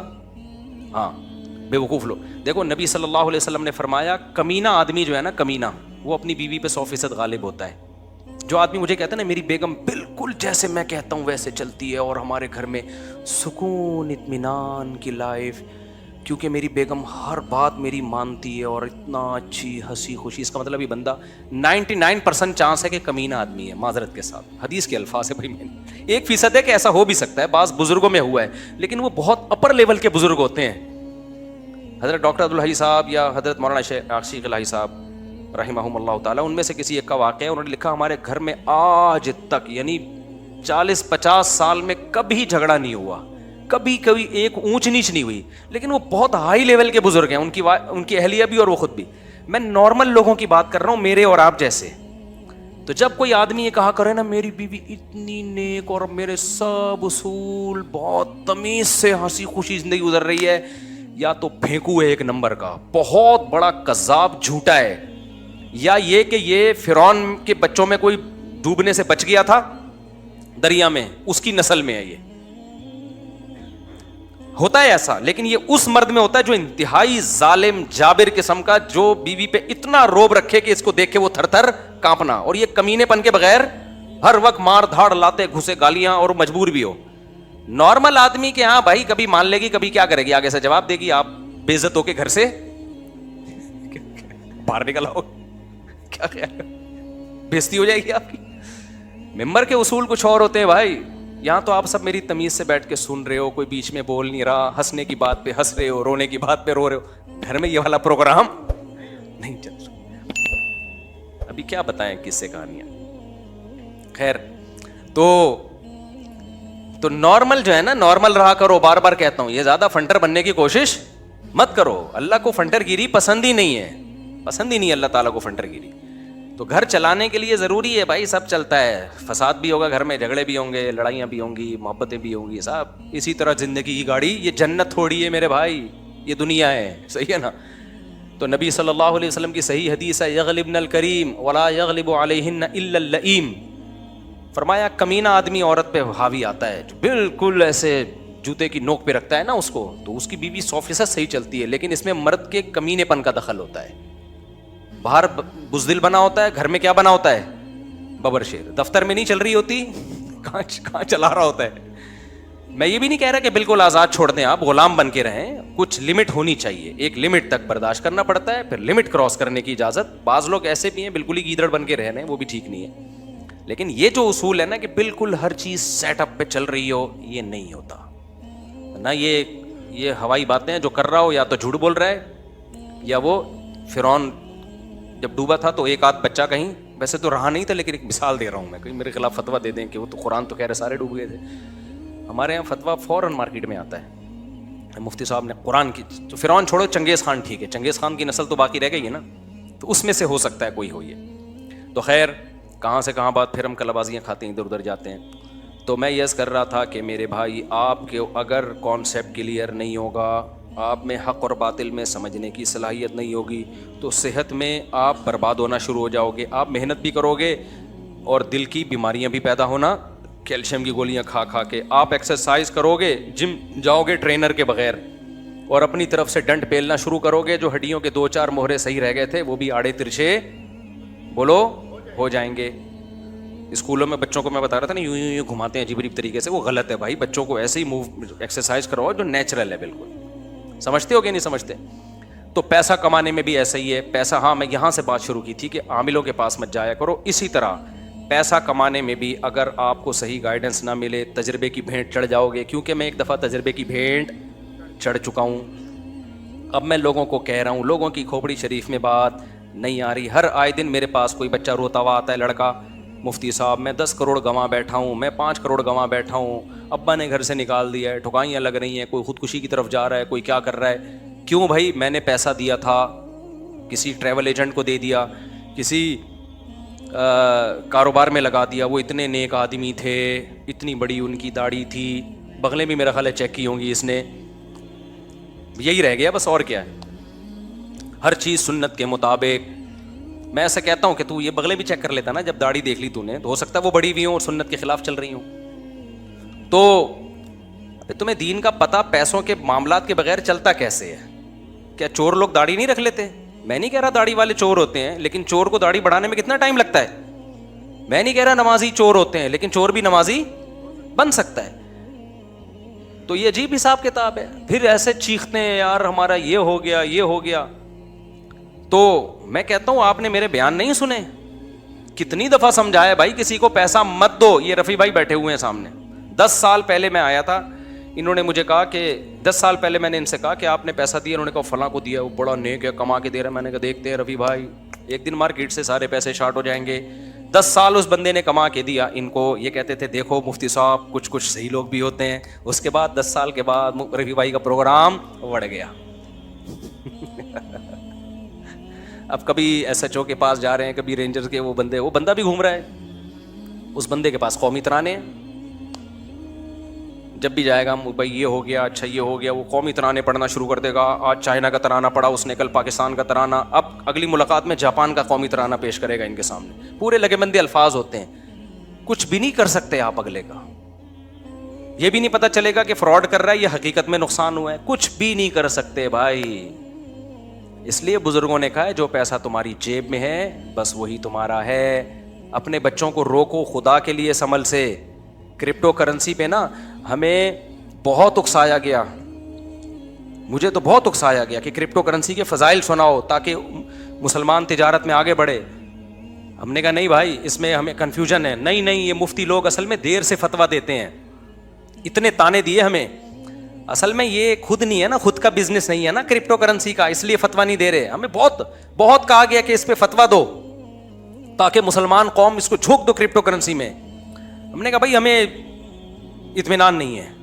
ہم نے یہ نہیں کہا حرام ہے, ہم نے کہا بھائی جب تک 100% اطمینان نہیں ہوگا ہم اس بارے میں زبان. پھر لوگ کہتے ہیں ابے پہلے لاؤڈ اسپیکر کو حرام کہتے تھے, پھر لاؤڈ اسپیکر حلال کر دیا, پہلے ویڈیو نہیں بناتے تھے, پھر ویڈیو دیکھنا کل سارے کرپٹو کرنسی میں آ جائیں گے. میں نے کہا کسی سے پہلی بات تو یہ کہ لاؤڈ اسپیکر کو حرام علماء نے جو کہا تھا وہ اس بیس پہ نہیں کہا تھا کہ لاؤڈ اسپیکر بذات خود حرام ہے. جو لاؤڈ اسپیکر کے جو ماہرین ہیں نا وہی ایکسپلین ہی نہیں صحیح کہہ پا رہے تھے علماء کے سامنے. وہ کہتے تھے یہ وہ آواز نہیں ہے بلکہ یہ الگ سے ریکارڈنگ آواز ہے, اس لیے علماء نے کہا ناجائز ہے. جب ان کی رائے تبدیل ہو گئی, انہوں نے کہا یہ وہی آواز ہے جو آپ کی آواز ہے جس کو اسپیکر بڑھا کے پیش کر دیتا ہے. تو علماء نے کہا ٹھیک ہے اس میں کیا خرابی ہے. تو ماہرین ہی کسی ایک رائے پہ جمع نہیں ہو رہے تھے, اس بیس پہ فتویٰ دیا تھا. ہاں ویڈیو سی ڈی کو علماء حرام اس لیے کہتے رہے تھے کہ اس وقت اس کے پازیٹیو کام نہ ہونے کے برابر تھے, سارا نیگیٹو ہی نیگیٹو تھا. تو اس لیے تصویر والے پہلو کو علماء نے ترجیح دی تھی. جب علماء نے دیکھا کہ بھائی اب اس کے پازیٹیو کام بھی بہت زیادہ ہو گئے ہیں تو فوراً رائے کو چینج کیا. یہ تو علماء کی خوبی ہے کہ اسی پرانی رائے پہ اڑے نہیں رہے. لیکن آپ کو اگر کسی قوم سے نفرت ہے تو اس کی خوبیوں میں بھی کیڑے تلاش کرو گے, اور کسی قوم سے محبت ہے تو اس کے کیڑوں میں بھی آپ کو خوبیاں نظر آئیں گے. تو یہ آپ کے دل کی بات ہے کہ جب انسان کو محبت ہوتی ہے نا, اگر اس کے پیر صاحب موٹے ہوں, اپنے پیر صاحب سے محبت ہے, اگر پتلے ہوں پیر صاحب تو آپ کہیں گے دیکھو دنیا سے محبت ہی نہیں ہے, کھاتے ہی نہیں ہے, دیکھیں کیسے سوکھ کے اللہ کے خوف سے ہڈیوں کا ڈھانچہ بن گئے. اور موٹے دوسرے کے پیر کو بولو گے موٹا گینڈا کھاتا رہتا ہے حرام کھا کے ایسا ہو گیا ہے, لیکن اگر آپ کا اپنا پیر موٹا ہے تو آپ بولو گے برکت اس کو بولتے ہیں, یہ ہے برکت. 2 نوالے کھاتے ہیں لگتا پورے جسم کو ہے جا کے. تو انسان بہت ساری چیزیں نا عقیدت میں اندھا بھی ہوتا ہے اور نفرت میں بھی اندھا ہوتا ہے. بعض دفعہ جب کسی سے عقیدت ہے تو ہر سیدھی چیز الٹی نظر آ رہی ہے, اور عقیدت نہیں ہے تو ہر عقیدت ہے تو ہر الٹی چیز بھی سیدھی. سیاسی لوگوں میں تو دیکھ لو آپ, سیاسی جماعتوں میں تو آپ دیکھ لو, اپنا لیڈر غلط کام کرے گا قوم کے وسیع تر مفاد میں کر رہی ہے, اور اپنا لیڈر صحیح کرے گا تو وہ تو ویسے ہی صحیح ہے. دوسرے کا لیڈر غلط کرے گا تو غلط ہے, صحیح کرے گا تو بھی غلط ہے. ابے لوگوں کو الو بنانے کے لیے کر رہا ہے. تو یہ تو ہم نے سیاست میں بھی دیکھا ہے بھائی. تو کلمہ ہی نہیں پڑھو بھائی, اس کلمہ صرف ہم نے محمد صلی اللہ علیہ وسلم کا پڑھا ہے, باقی کسی کا نہیں پڑھا ہم نے. تو جو صحیح کام کرے گا صحیح ہے, غلط کرے گا غلط. ہمارا باپ کا تھوڑی ہے بھائی وہ. تو اتنا ڈپریشن میں جاتے ہیں, پھر وہ اس کو سیاسی لوگ قتل کر رہا ہے, اس کو قتل کر رہا ہے. یہ سیاسی لیڈر جو ہے نا, یہ بات ذہن میں رکھو, کوئی بھی ہو کائنم من کان, یہ آپس میں ایک دوسرے سے اتنی نفرت نہیں کرتے جتنی اپنی عوام کو ایک دوسرے سے لڑاتے ہیں. یہ ذہن میں کسی بھی جماعت کا ہو. اور جب آج آپ جس لیڈر کی وجہ سے کسی دوسرے کو گالیاں دے رہے ہو اور اس کی وجہ سے اس کو گالیاں دے رہے ہو, یہ ذہن میں رکھنا کل ان کا مفاد ہوگا نا, یہ ایک دوسرے کے ساتھ بیٹھ کے جھوٹی چائے پی رہے ہوں گے. ہم نے ماضی میں یہ بہت دیکھا ہے. یہ جو کہہ رہے ہیں نا یہ اکیلا ہے, اکیلا کوئی نہیں ہے. ابھی اکیلا ہے, اس کو ضرورت نہیں ہے, کل ضرورت ہوگی تو اکیلا نہیں رہے گا, اور رہنا بھی نہیں چاہیے. سیاست اسی کا تو نام ہے. تو یہ ان کی پالیسیاں چینج ہوں گی. آپ کیوں لڑ رہے ہو بھائی؟ محبت سے رہو یار. پہلے کم ٹینشن ہے, لوگوں کی نیندیں اڑ گئی ہیں اس چکر میں. عقیدت ایک حد سے اپنے ابا اماں سے کرو گے نا بہت زیادہ عقیدت, بہت ثواب ملے گا آپ کو, جنت دے دے گا اللہ اس بدلے میں. تو سیاست دانوں سے عقیدت ایک حد تک, اس سے آگے نکلنے کی کوشش, یہ تو نیچرل ہے, اپنے لیڈر سے محبت ہوتی ہے, ہونی چاہیے, لیکن ایک لمٹ, اس سے آگے نکلنے کی کوشش مت کرو. تو اس سے سکون میں رہو گے. ہاں تو میں عرض کر رہا تھا میرے بھائی, کیا وہ چل رہی تھی بات, ابے آسٹریلیا کی بات نہیں چل رہی تھی, بات یہ چل رہی تھی کہ وہ اگر آپ کو صحیح, ہاں پیسوں کا معاملے میں, اب آپ نے پیسہ دے دیا تو آپ تو پیسہ خرچ کر رہے ہو پیسہ کمانے کے لیے, لیکن وہی سبب آپ کے پیسے کے ڈوبنے کا ذریعہ بنا. آج نہیں ڈوبا تو کل ڈوبے گا, نہیں تو پرسوں ڈوبے گا. پھر بھی عاملوں میں تو سارے ہی غلط ہیں, لیکن پیسے میں پھر بھی کچھ لوگ صحیح ہیں. کچھ واقعی ایسے لوگ ہوتے ہیں, ان کو پیسہ دیا جائے تو وہ ایمانداری سے تجارت کرتے ہیں, وہ آپ کو نقصان نہیں ہیں ایسے لوگ, لیکن بہت کم ہیں. اور ہم جیسے لوگوں کو تو پھر بھی پتہ چل سکتا ہے جو مشہور لوگ ہیں. عامی آدمی کے لیے ان تک پہنچنا بہت زیادہ مشکل کام ہوتا ہے. اس لیے عامی آدمی کے لیے اصول یہی ہے, قطعاً نہ اپنے ماموں کو پیسہ دو, نہ اپنے چاچو کو پیسہ دو, ابا کو بھی نہ دو. ابا کو دینا ہے تو ابا سمجھ کے دے دو, ابا ہے کھا جائے گا, کوئی مسئلہ. تجارت کی نیت سے ابا کو پیسہ دے دیا, گئے. ابا نے بیٹے کو دے دیا, کھا جائے گا. بیوی کو دے دیا, کھا جائے گی. بیوی نے شوہر کو دے دیا تو وہ تو کنفرم کھائے گا.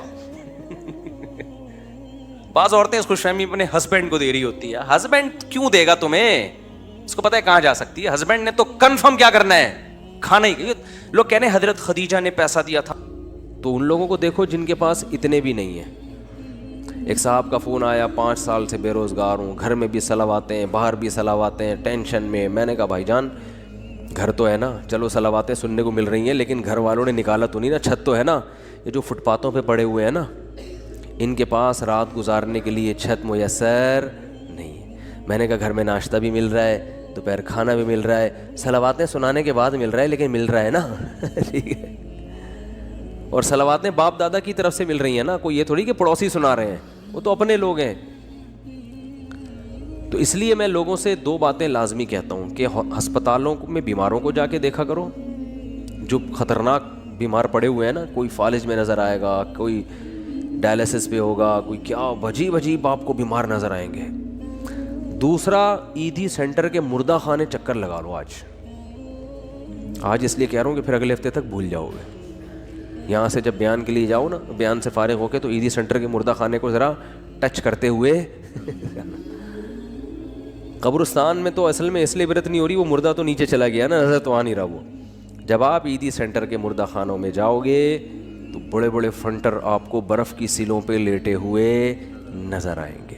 بڑی امیدیں تھیں, ہم یہ کریں گے, ہم یوں کریں گے, ایسا کریں گے. فی الحال بحریہ ٹاؤن میں 3 پلاٹ تو لے لیے, ایک اور ہو جائے, طارق روڈ کی 2-4 دکانیں بھی ہو جائیں, ذرا آباد علاقہ ہے, اور دوسری شادی بھی ہو جائے. مفتی صاحب کے بہت سارے ہم نے بیانات سن لیے, اور پھر ایک سر دبائے گی, دوسری پاؤں دبائے گی. ٹھیک ہے نا. ایک صاحب مجھے کہنے لگے میں دوسری شادی کا سوچ رہا ہوں کیونکہ میرے گھر میں بیگم جو ہے نا وہ کام کاج کرتی ہے, میری خدمت, تو کپڑے وپڑے استری نہیں ہوتے, تو ایک اور آ جائے گی تو اس کا کام کیا ہو جائے گا, ہلکا ہو جائے گا, وہ استری کر دے گی یہ گھر کے. میں نے کہا میرا خیال ہے کوئی مریخ سے آیا ہوا آدمی ہے بھائی تو, کیونکہ زمین میں لوگ اس طرح کی باتیں, نارمل آدمی اس طرح کی باتیں نہیں کرتا, مریخ سے آیا ہوا ہوگا کہیں سے, اس کو پتہ ہی نہیں زمین میں. میں نے کہا تو کر کے تو دیکھ. کہہ رہے ایک روٹی پکائے گی, دوسری سالن پکائے گی. میں نے کہا ایک روٹی سے, جس بیلن سے روٹی پکاتی ہے نا, ایک اس بیلن سے تیرا سر دھونے گی, اور دوسری جس چمچے سے کھانا پکاتی ہے اس چمچے سے وہ چمچہ تیرے سر پہ چلائے گی. تو آپ کہتے ہو یا تو کبھی ترغیب دیتے ہو کبھی ڈراتے ہو. تو میں ترغیب دیتا ہوں مگر اس نیت سے نہیں کہ ایک پاؤں دبائے گی تو ایک کھانا پکائے, یہ نہیں ہوگا. ہو سکتا ہے دونوں کو ہوٹل سے کھلانا پڑے لا کے, کہ تم چپ کر کے بیٹھ جاؤ, لڑو نہیں, خدا کا واسطہ کھانا میں پکاؤں گا. تو یہ سب چیزیں یہ سوچ کے کرنے کا کہتا ہوں میں. تو خیر, تو دو چیزیں اور بھی بہت ساری چیزیں اس میں. بنیادی چیز کیا ہے, بیماروں کو دیکھو, معذوروں کو دیکھو. میں ایک واقعہ سنایا میں نے پچھلے ہفتے, پتہ نہیں یاد نہیں مجھے سنایا یہاں نہیں سنایا. ابھی میں سفر تھا میرا اسلام آباد میں, تو وہاں ہمارے ایک جاننے والے ملے. انہوں نے وہاں اسلام آباد میں ایک بہت بڑے تاجر ہیں, بہت بڑے تاجر ہیں, کروڑوں روپے کا بزنس ہے ان کا. ان کا واقعہ سنایا کہ جوانی میں اس آدمی کی آنکھوں کی بینائی چلی گئی. کوئی بیماری ہوئی ہے, بس ایک دم بینائی چلی, ہو جاتا ہے بعض دفعہ کوئی ایسا اٹیک ہو جاتا ہے. وہ بیچارہ علاج کرا کے تھک گیا, اس کی بینائی واپس نہیں آئی. تو انہوں نے بتایا کہ وہ ایک دن نیچے نا اسلام آباد میں وہ بنگلہ ہے اس کا جہاں وہ رہتا ہے, نیچے ایک شکر کندی بیچنے والے نہیں ہوتے, کندھے پہ رومال ہے, شکر کندی بیچ رہے ہیں, شکر کندی نہیں سوری, یہ جو بھٹا بیچ رہے ہوتے ہیں نا, دانے, مکئی کے دانے بیچ رہا تھا. کہنے اس نے اپنے دوست سے کہا اس مکئی کے جو دانے بیچ رہا ہے نا, آواز آئی نا اس کی, تو اس کو جا کے بولو کہ یہ جب ان اسلام آباد کے بنگلوں میں گھومتا ہوگا احساس کمتری کا شکار ہوتا ہوگا کہ یار میری ایک ریڑھی, مکئی کے دانے, اور میں کیا کتنی ایک اس پہ 5 روپے بچا لیتا ہوگا زیادہ سے زیادہ ہے بھائی. تو میں غریب آدمی ہوں اور یہ کتنے بڑے بڑے لوگ ہیں جن کے بڑے خوبصورت بنگلے, اور میں ایسا غریب. تو اس نے, جس کی آنکھوں کی بینائی چلی گئی نا, اس نے کہا اپنے دوست سے کہ اس کو جا کے بتاؤ کہ تو اپنی آنکھیں مجھے دے دے اور میرا بنگلہ لے لے, اور یہ بھٹے کی ریڑھی کس کو پکڑا دے, مجھے پکڑا دے, میں اس پہ راضی ہوں. یعنی اگر یہ قدرت میں ممکن ہے, بہت مشکل ہے بات سمجھانا. یعنی اس کو بتایا کہ اس کو سبق دلاؤ کہ احساس کمتری کا شکار ہونے کی تجھے ضرورت نہیں ہے, تو مجھ سے زیادہ مالدار ہے, میں اپنی پوری دولت بیچنے کے لیے تیار ہوں اگر مجھے کہیں سے بینائی میری واپس لوٹ آئے. یعنی اگر قدرت مجھے یہ آپشن دے کہ بھائی تو اس مکئی بیچنے والے کی جگہ ریڑھی میں صدائیں لگا رہا ہے دھوتی پہن کے اور پھٹے پرانے کپڑے پہن کے گھوم رہا ہے, ہم تجھے اس کی جگہ لے آتے ہیں لیکن آنکھیں مل جائیں گی, اور اس کو بنگلے میں لا کے بٹھا دیتے ہیں لیکن آنکھیں اس سے چھین لیں گے. تو سیٹھ نے کہا کہ اس کو بولو کہ میں اس پہ راضی ہوں لیکن تو اس پہ راضی نہیں ہوگا, تو اس لیے اللہ نے تجھے مجھ سے زیادہ نعمتیں دی ہیں. تو بھائی شکر کرنا سیکھو اللہ کے بندو. آج ناشکری بہت ہو رہی ہے. ہمارے حضرت مفتی رشید احمد صاحب رحمہ اللہ تعالی, بہت دفعہ یہ واقعہ سنا ہے, بس مختصر بتاؤں گا. 60 سال کی عمر تک انتہائی غربت میں وقت گزارا انہوں نے, انتہائی غربت, اور دارالعلوم کورنگی کے شیخ الحدیث تھے, جو سب سے بڑا عہدہ ہوتا ہے. یہ جو لوگ آج مولویوں کو صبح و شام برا بلا کہتے ہیں نا, ان اکابر نے, ان مولویوں نے اس طرح پیٹ کاٹ کے دین کو بچایا ہے. سمجھ رہے ہو, پیٹ کاٹ کے, اتنے بڑے بڑے عہدوں پہ بھی تنخواہیں نہیں ہیں, ایسے پیٹ کاٹ کے دین کو بچایا ہے. تو حضرت فرماتے ہیں کہ ہمارے پاس صبح ناشتے میں انڈا خریدنے کے پیسے نہیں ہوتے تھے, روزانہ دال. ایک دن ایک مہمان نے کہا کہ آپ کے جب بھی آؤ دال ہی پکی ہوئی ہوتی ہے. حضرت فرماتے ہیں ہم نے تو کبھی سوچا بھی نہیں تھا روزانہ دال کھاتے ہیں. اس نے کہا کہ روز دال پکی ہوئی ہوتی ہے. تو حضرت نے فرمایا, میں نے کہا حلال اتنا ہی ملتا ہے. حلال کیا ہے, اتنا ہی ملتا ہے. تو حضرت فرماتے ہیں اس کے بتانے سے ہمیں خیال آیا کہ واقعی ہم اتنے دنوں سے دال کھا رہے ہیں. آپ کہہ سکتے ہیں وہ غریب گھر میں پیدا ہوئے ہوں گے، ایسا نہیں ہے.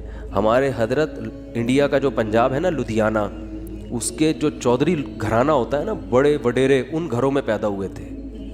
والد صاحب ٹھیک ٹھاک مالدار تھے. گاؤں کے جو ہوتے ہیں نا بڑے وڈیرے، مدرسے میں آنے کے بعد کیا ہو گئے؟ کیونکہ مدرسے میں تو کوئی سورس آف انکم ہی نہیں، اتنی چھوٹی چھوٹی تنخواہیں مدرسے. اب تو پھر بھی تھوڑی سی بہتر ہوئی ہے، ورنہ ابھی بھی مدرسے کے ٹیچروں کی تنخواہیں بیچاروں کی ایسے ہی ہوتی. اس لیے مدرسے کے علماء کے ساتھ تعاون کیا کریں. سمجھ رہے ہو کہ نہیں سمجھ رہے؟ لوگ دیکھتے ہیں بعض علماء کو بڑے لینڈ کروزر یہ وہ، ان کو دیکھ کے لوگوں کو دھوکہ آتا ہے، وہ سمجھتے ہیں سارے ایسے ہی ہوتے ہوں گے. ضرور تھوڑی سارے، وہ تو بیچارے چندے کو اللہ مال دے دیتا ہے، بیچارے زیادہ تر تو غریب ہی ہوتے ہیں اور مانگتے نہیں کسی سے. تو یہ عوام کی ذمہ داری ہے کہ وہ ان کے ساتھ تعاون کرے تاکہ وہ دین کے کام دل جمی کے ساتھ کر سکیں. لیکن وہ مانگتے نہیں کسی سے. اور جو مانگ رہے ہوتے ہیں وہ صحیح، وہ عالم بھیک مانگ رہے ہوتے ہیں نا لوگوں سے کبھی، اس سے وہ پھر وہ عالم نہیں ہوگا، اس کی تحقیق کرو. تو ہمارے دینی مدارس میں بہت سے علماء ہیں بیچارے دن رات تدریس میں لگے ہوئے ہیں، کبھی کسی کے سامنے اپنی حاجت پیش نہیں کرتے. تو ہمارے حضرت فرماتے ہیں کہ ان حالات میں جب میرے پاس انڈا خریدنے کے پیسے نہیں ہوتے تھے اور میں سال میں ایک مرتبہ اپنے شیخ کی زیارت کے لیے لاہور جایا کرتا تھا، تو وہ جو سال میں ایک مرتبہ ان کی خدمت میں جاتے تھے تو ہر مہینے تنخواہ سے تھوڑے تھوڑے پیسے بچا کے سال میں ایک مرتبہ اس قابل ہوتے تھے کہ بس یا ٹرین کا کرایہ جمع ہو جاتا تھا. لیکن آپ دیکھو اہل اللہ کی صحبت کی اہمیت کتنی تھی، کیونکہ اگر یہ صحبت نہ ملتی نا تو پھر غربت میں یہ توکل نہیں ہوتا. تو اپنے شیخ سے ملنے کے لیے جایا کرتے. ہمارے ہاں بزرگ ہوتے ہیں اس لیے ہم بزرگوں کی زیارت کے بھی قائل ہیں. بعض لوگوں کے ہاں بزرگ کا سیٹ اپ ہی نہیں ہے، بزرگی کا سسٹم ہی ختم ہو گیا ان کے ہاں. تو جن کے ہاں ہوتا ہے ان کے ہاں یہ سارے سیٹ اپ ہوتے ہیں، ٹھیک ہے نا، کہ وہ اپنے بزرگوں کی زیارت بھی کرتے ہیں. بعض لوگوں نے ہر بزرگ میں اتنے کیڑے نکال لیے کہ معاشرے سے بزرگوں کو ہی کیا کر دیا ہے، بزرگی معاشرے سے شارٹ ہو گئے ہیں. ایسا نہیں ہوتا، ہر دور میں بزرگ ہول سیل کے حساب سے رہیں گے. تو خیر، تو حضرت فرمایا کرتے تھے اس کنڈیشن میں میں اپنے آپ کو دنیا کا سب سے بڑا سیٹ سمجھتا تھا. فرماتے ہیں کہ میں یہ حالات بیان کرتے ہوئے بھی ڈر لگ رہا ہے کہ ناشکری نہ ہو جائے. پھر اللہ نے 60 سال کی عمر کے بعد حضرت کو بہت پیسہ دیا، پھر اسٹائل ہی چینج ہو گیا تھا حضرت کا. بھائی جب اللہ نے غریب رکھا ہے تو غریبوں کی طرح، جب پیسہ آیا تو پھر وہ حدیث ان اللہ یحب ان یرا اثر نعمتہ علی عبدہ، اللہ چاہتے ہیں کہ جب اللہ نے کسی کو نعمت دی ہو. صحیح بخاری کی حدیث ہے کہ ایک صحابی کو دیکھا پراگندہ حال، پوچھا کیا تمہارے پاس پیسہ نہیں ہے؟ فرمایا ہاں. تو فرمایا کہ نظر کیوں نہیں آ رہا؟ تو امیر آدمی کی سواری، امیر آدمی کا گھر، امیر آدمی کا لباس اور امیر آدمی کی خوراک، ان 4 چیزوں سے پیسہ جھلکنا چاہیے. سمجھتے ہو کہ نہیں سمجھتے؟ اگر آپ کو اللہ نے خوب پیسہ دیا ہے اور ہونڈا 50 رکھی ہوئی ہے آپ نے اور اس پہ گیس لگوائی ہوئی ہے تو یہ نعمت کی ناقدری ہے، یہ سادگی نہیں ہے. اگر آپ کو پاس ٹھیک ٹھاک پیسہ ہے اور آپ لنڈے کی پینٹیں پہن کے گھوم رہے ہو تو یہ نعمت کی ناشکری. کھانے کے لیے آپ کے پاس ٹھیک ٹھاک پیسہ ہے اور آپ انڈے والا برگر تلاش کرتے ہو، یا تو پسند ہی انڈے والا ہو تو ایک الگ بات ہے، پیسہ ہو پھر بھی انڈے والا برگر کھا رہے ہو، تو یہ قناعت نہیں ہے، یہ سادگی نہیں ہے، یہ کنجوسی ہے. کنجوسی، اٹ از کالڈ کنجوسی. اگر آپ کے پاس پیسہ ہے اور آپ بیگم کو بھی ہر وقت کیلکولیشن کر کے نا اس کو حساب لیتے رہتے ہو کہ کتنے انڈے کھائے آج تو نے. بعض لوگ ایسے بھی ہیں کمبخت، بالکل ہی پاگلوں کی طرح زندگی ایک عذاب بن ڈالا ہوا ہے بچوں کو اپنے. ایک خاتون نے بتایا کہ میری ساس نگرانی کر رہی ہے، 2 روٹی کے بعد تیسری کا حساب ہوتا ہے، 2 کے بعد تیسری پکنا کیا ہے؟ منع ہے. اگر غربت ہے تو بھائی پھر تو اللہ کا بس یہی پھر نعمت ہے اللہ کی، یہ شکر کرو مل تو رہا ہے. لیکن اگر پیسہ دیا ہے تو حدیث میں آتا ہے اللہ یہ چاہتے ہیں کہ وہ نعمت کے اثرات بولو بھائی نظر آئیں. ہاں فخر نہ ہو، غریبوں کو نیچا دکھانے کے لیے نہیں کہ وہاں جا کے کالر اونچر کر کے دکھا رہا ہے میری گھڑی دیکھو، میری بھی گھڑی ہے، ٹھیک ہے نا، میرا لباس اور میرے پیسے، یہ نیچ دکھانے کے لیے تو یہ تو حرام ہو جائے گا. فخر کے لیے حرام ہے. اور اس سے اترائے نہیں آدمی, یہ سمجھے اللہ کی طرف سے بھیک ملی ہوئی ہے, اچھے کپڑے پہن لیے بھائی, اللہ نے دیا نا. کسی کو بھیکاری کو آپ 3 پیس سوٹ ٹائی پہنا دیں اور اچھا انڈے والے کسی ہٹا کے زنگر برگر کھلا دیں, اس کو پیزا کھلا دیں, تو وہ کھائے گا شکر کر کے, تواضع پیدا ہوگی, فخر نہیں کرے گا. تو یہ اللہ نے بھیک میں دیا ہوا ہے ہمیں. کسی کو لینڈ کروزر دے دی تو وہ فخر نہ کرے, بولے بھائی اللہ نے مجھے دی ہے, میری اپنی تھوڑی ہے. یہ اس کو رکشا دے دیا, مجھے کیا دے دی, لینڈ کروزر دے دی, تو نہ یہ میری ہے نہ یہ اس کا ہے, تو فخر کس بات کا. تو بس نعمت کو انجوائے تو کرو, غریبوں کو کمتر نہ سمجھے. کیوں نہ سمجھے, ہو سکتا ہے بھائی آخرت میں یہ لینڈ کروزر میں ہو اور آپ کو رکشا بھی میسر نہ ہو, الٹا معاملہ نہ ہو رہا ہو, تو مرتے ہی سب ختم. تو آخرت ہے اصل. تو ہمارے حضرت کیا کرتے تھے, غربت میں, انتہائی غربت میں, حضرت فرماتے ہیں میں یہ نہیں سمجھتا تھا کہ مجھے صبر کا ثواب حاصل کرنا ہے, نہ فرمائے تو بڑا خطرناک ہو جائے گا. جب کوئی ٹینشن میں ہوتا ہے تو ہم کہتے ہیں صبر کرو ثواب ملے گا, ایسا ہی ہوتا ہے نا. تو حضرت فرماتے ہیں اس غربت میں یہ نہیں سوچتا تھا کہ میں صبر کروں گا تو ثواب ملے گا. فرمایا نہ, مجھے تو لگتا تھا اگر میں نے یہ سوچا کہ میں صبر کروں گا تو یہ تو گناہ ملے گا, کیونکہ صبر تو مصیبتوں پر ہوتا ہے. تو اللہ نے مجھے مصیبت میں رکھا بھی نہیں, تو صبر کس بات کا. تو فرماتے تھے میں یہ سوچتا تھا کہ میرے اللہ کا اتنا فضل, وہ میرا 2 وقت روٹی مجھے دے دیتا ہے, 2 وقت کی روٹی مجھے, بولو بھائی, مل جاتی. فرماتے ہیں میرا گھر بھی ذرا غریب علاقے میں تھا, دور تھوڑا لوگوں سے. تو فرماتے ہیں میں سوچتا تھا بادشاہ ہمیشہ پبلک سے ذرا ہٹ کے رہتے ہیں, اسٹائل ہے ہمارا, پبلک میں نہیں رہیں گے, تھوڑا سا ہٹ کے, مزاج شاہانہ ہے نا. لیکن اس حالت میں بھی ایسا شاہانہ مزاج, ایسے رہتے تھے, لوگ آ کے قرضہ مانگا کرتے تھے حضرت سے, وہ سمجھتے تھے بہت بڑا اسٹیٹ ہے کوئی. اور حضرت کو گرینری کا شوق تھا, پودے لگانے کا شوق تھا. تو پودے لگانے کے بعد نا پانی دینے کے لیے وہ نہیں, خریدنے کے پیسے نہیں تھے, وہ نہیں پودوں کو پانی دیتے, وہ کیا ہوتا ہے, فوارہ ہوتا ہے نا. کہتے ہیں ہم نے پھر جگاڑ کر کے کیلیں ٹھوک ٹھوک کے ایک اپنا گھر میں فوارہ بنایا ہوا تھا, ٹھیک ہے نا. تو پھر جب اللہ نے پیسہ دیا تو پھر ہٹو بچوں. پھر یہ نہیں کہ دیکھو کنجوس, دیر آر 2 ٹائپس آف کنجوس. یہ دیر آر 2 ٹائپ بہت جگہوں پہ میرے بیان میں آج کل آ رہا ہے, اس سے یاد رہ جاتا ہے. انگلش میں کنجوس کو کیا کہتے ہیں, مائزر. اردو میں کیا کہتے ہیں, کنجوس. اور کوئی لفظ نہیں ہے. عربی چونکہ بلیغ زبان ہے نا, تو عربی میں دیر آر 2 ٹائپس آف کنجوسز. کنجوس لوگوں کی کتنی ٹائپس ہیں, 2. ایک کو بخیل کہا جاتا ہے اور ایک کو شحیح. شین حلوے والی ہے, پھر حلوے والی ہے, یہ آسانی سے سمجھ میں آتی ہے. حلوے والی ہے آسانی سے سمجھ میں آ جاتی ہے نا, ہاں بولتا تو سمجھ میں نہیں آ رہا ہوتا. اس کو کہتے ہیں شحیح. بخیل کہتے ہیں اپنی دولت پہ سانپ بن کے بیٹھ گیا, لوگوں پہ بالکل بھی خرچ نہیں کرتا, بخودی میں لگا رہتا ہے. کنجوس, شحیح یعنی شح کہتے ہیں کم بخت, اپنے اوپر بھی خرچ نہ کر رہا ہو, ہے بھائی. ایک تو ہوتا ہے نا پبلک کے لیے سخی نہیں ہے, سارا بچا بچا کے خود ہی کھاتا رہتا ہے, جیسے وہ ایک کنجوس باپ تھا. یہ قصے جو پہلے سے بیان سن رہے ہیں انہوں نے بہت دفعہ سن لیے ہوں گے, نئے لوگ آتے ہیں تو سنانے میں کوئی حرج نہیں ہے. عرب میں نا باپ دادا کی شاعری پہ فخر کا رواج بہت زیادہ تھا. باپ دادا کی شاعری پہ فخر کہ میرے ابا ایسے, وہ کہتے ہیں میرے ابا ایسے.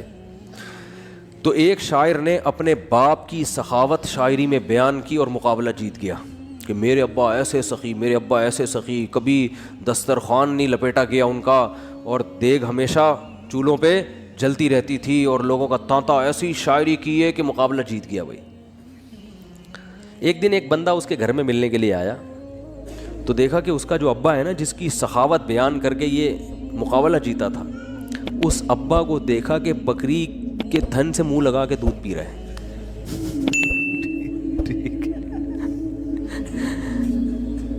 اس نے بولا یار یہ آپ کے ابا کیا کر رہے ہیں؟ اس نے کہا اصل میں ابا میرے جو ہے نا, یہ جب گلاس میں دودھ نکالیں گے تو دھار کی آواز سن کے بچے آ جائیں گے دودھ مانگنے, اپنے ہی بچے ابا کے, دوسرے بھائی ہیں ان کے. تو میرے ابا کو یہ پسند نہیں ہے کہ یہ دودھ بچے پئیں, اس لیے بچوں کو آواز نہ جائے تو ڈائریکٹ تھنوں سے دودھ لگا کے پئیں. کہہ رہے یہ وہ ابا ہیں جن کی سخاوت بیان کر کے میں نے مقابلہ جیتا ہے. لیکن یہ ابا بخیل تھا, شحیح نہیں تھا. اپنے اوپر تو خرچ کر رہا ہے نا کہ چلو بچوں پہ نہیں کھلا رہا, کم بخت خود ہی پی رہا ہے سارا دودھ. وہ دیسی گھی والا بھی سنانا پڑے گا یار, کیا کریں یار. وہ ایک کنجوس, جلدی جلدی سناؤں گا, جو کئی دفعہ لوگوں نے سنا وہ پھر بور ہو جاتے ہیں. ایک کنجوس دیسی گھی لے کر آیا, ڈبہ لے کر آیا, تو بچوں سے کہا کہ اس کو کھولنا نہیں ہے, ڈبے سے لگا لگا کے کھاؤ نا, کیونکہ باہر بھی چکنائی ہوتی ہے نا. جب یہ ڈبہ بالکل چکنائی ختم ہو جائے گی نا, پھر ڈبہ کھلے گا اندر سے. اسی دوران اس کا سفر ہوا تو اس نے اس خطرے سے کہ ڈبہ بچے کھول نہ لیں, الماری میں لاکر میں ڈبہ بند کر کے چلا گیا. 1 مہینے بعد آیا, بچوں سے پوچھا دیسی گھی تو نہیں, ڈبہ تو نہیں کھولا؟ نہیں ابا. پھر کیا کرتے تھے؟ ابو الماری سے روٹی لگا لگا کے کھاتے تھے. ایک تھپڑ مارا ان کو, کہہ رہے کم بہت کچھ دن گھی کے بغیر صبر نہیں کر سکتے. اٹ از کالڈ کنجوس. یہ صحیح نہیں ہے, کیونکہ خود تو استعمال کرے گا نا, چپ چپ کے کھائے گا. تو وہ بھی جو بکری کے تھنوں سے منہ لگا کے دودھ پی رہا ہے, کم از کم خود تو پی رہا ہے نا. اور کنجوس کی جو سپرلیٹو ڈگری ہے وہ یہ ہے کہ خود بھی نہ پیے کہ دودھ کم نہ ہو جائے. تھنوں میں دودھ جمع ہوتے, وہ نے دے رہا ہے یار کہیں کم نہ ہو جائے, پھر 2 قطرے نکالے کہیں سوکھ نہ جائے, بس اتنا.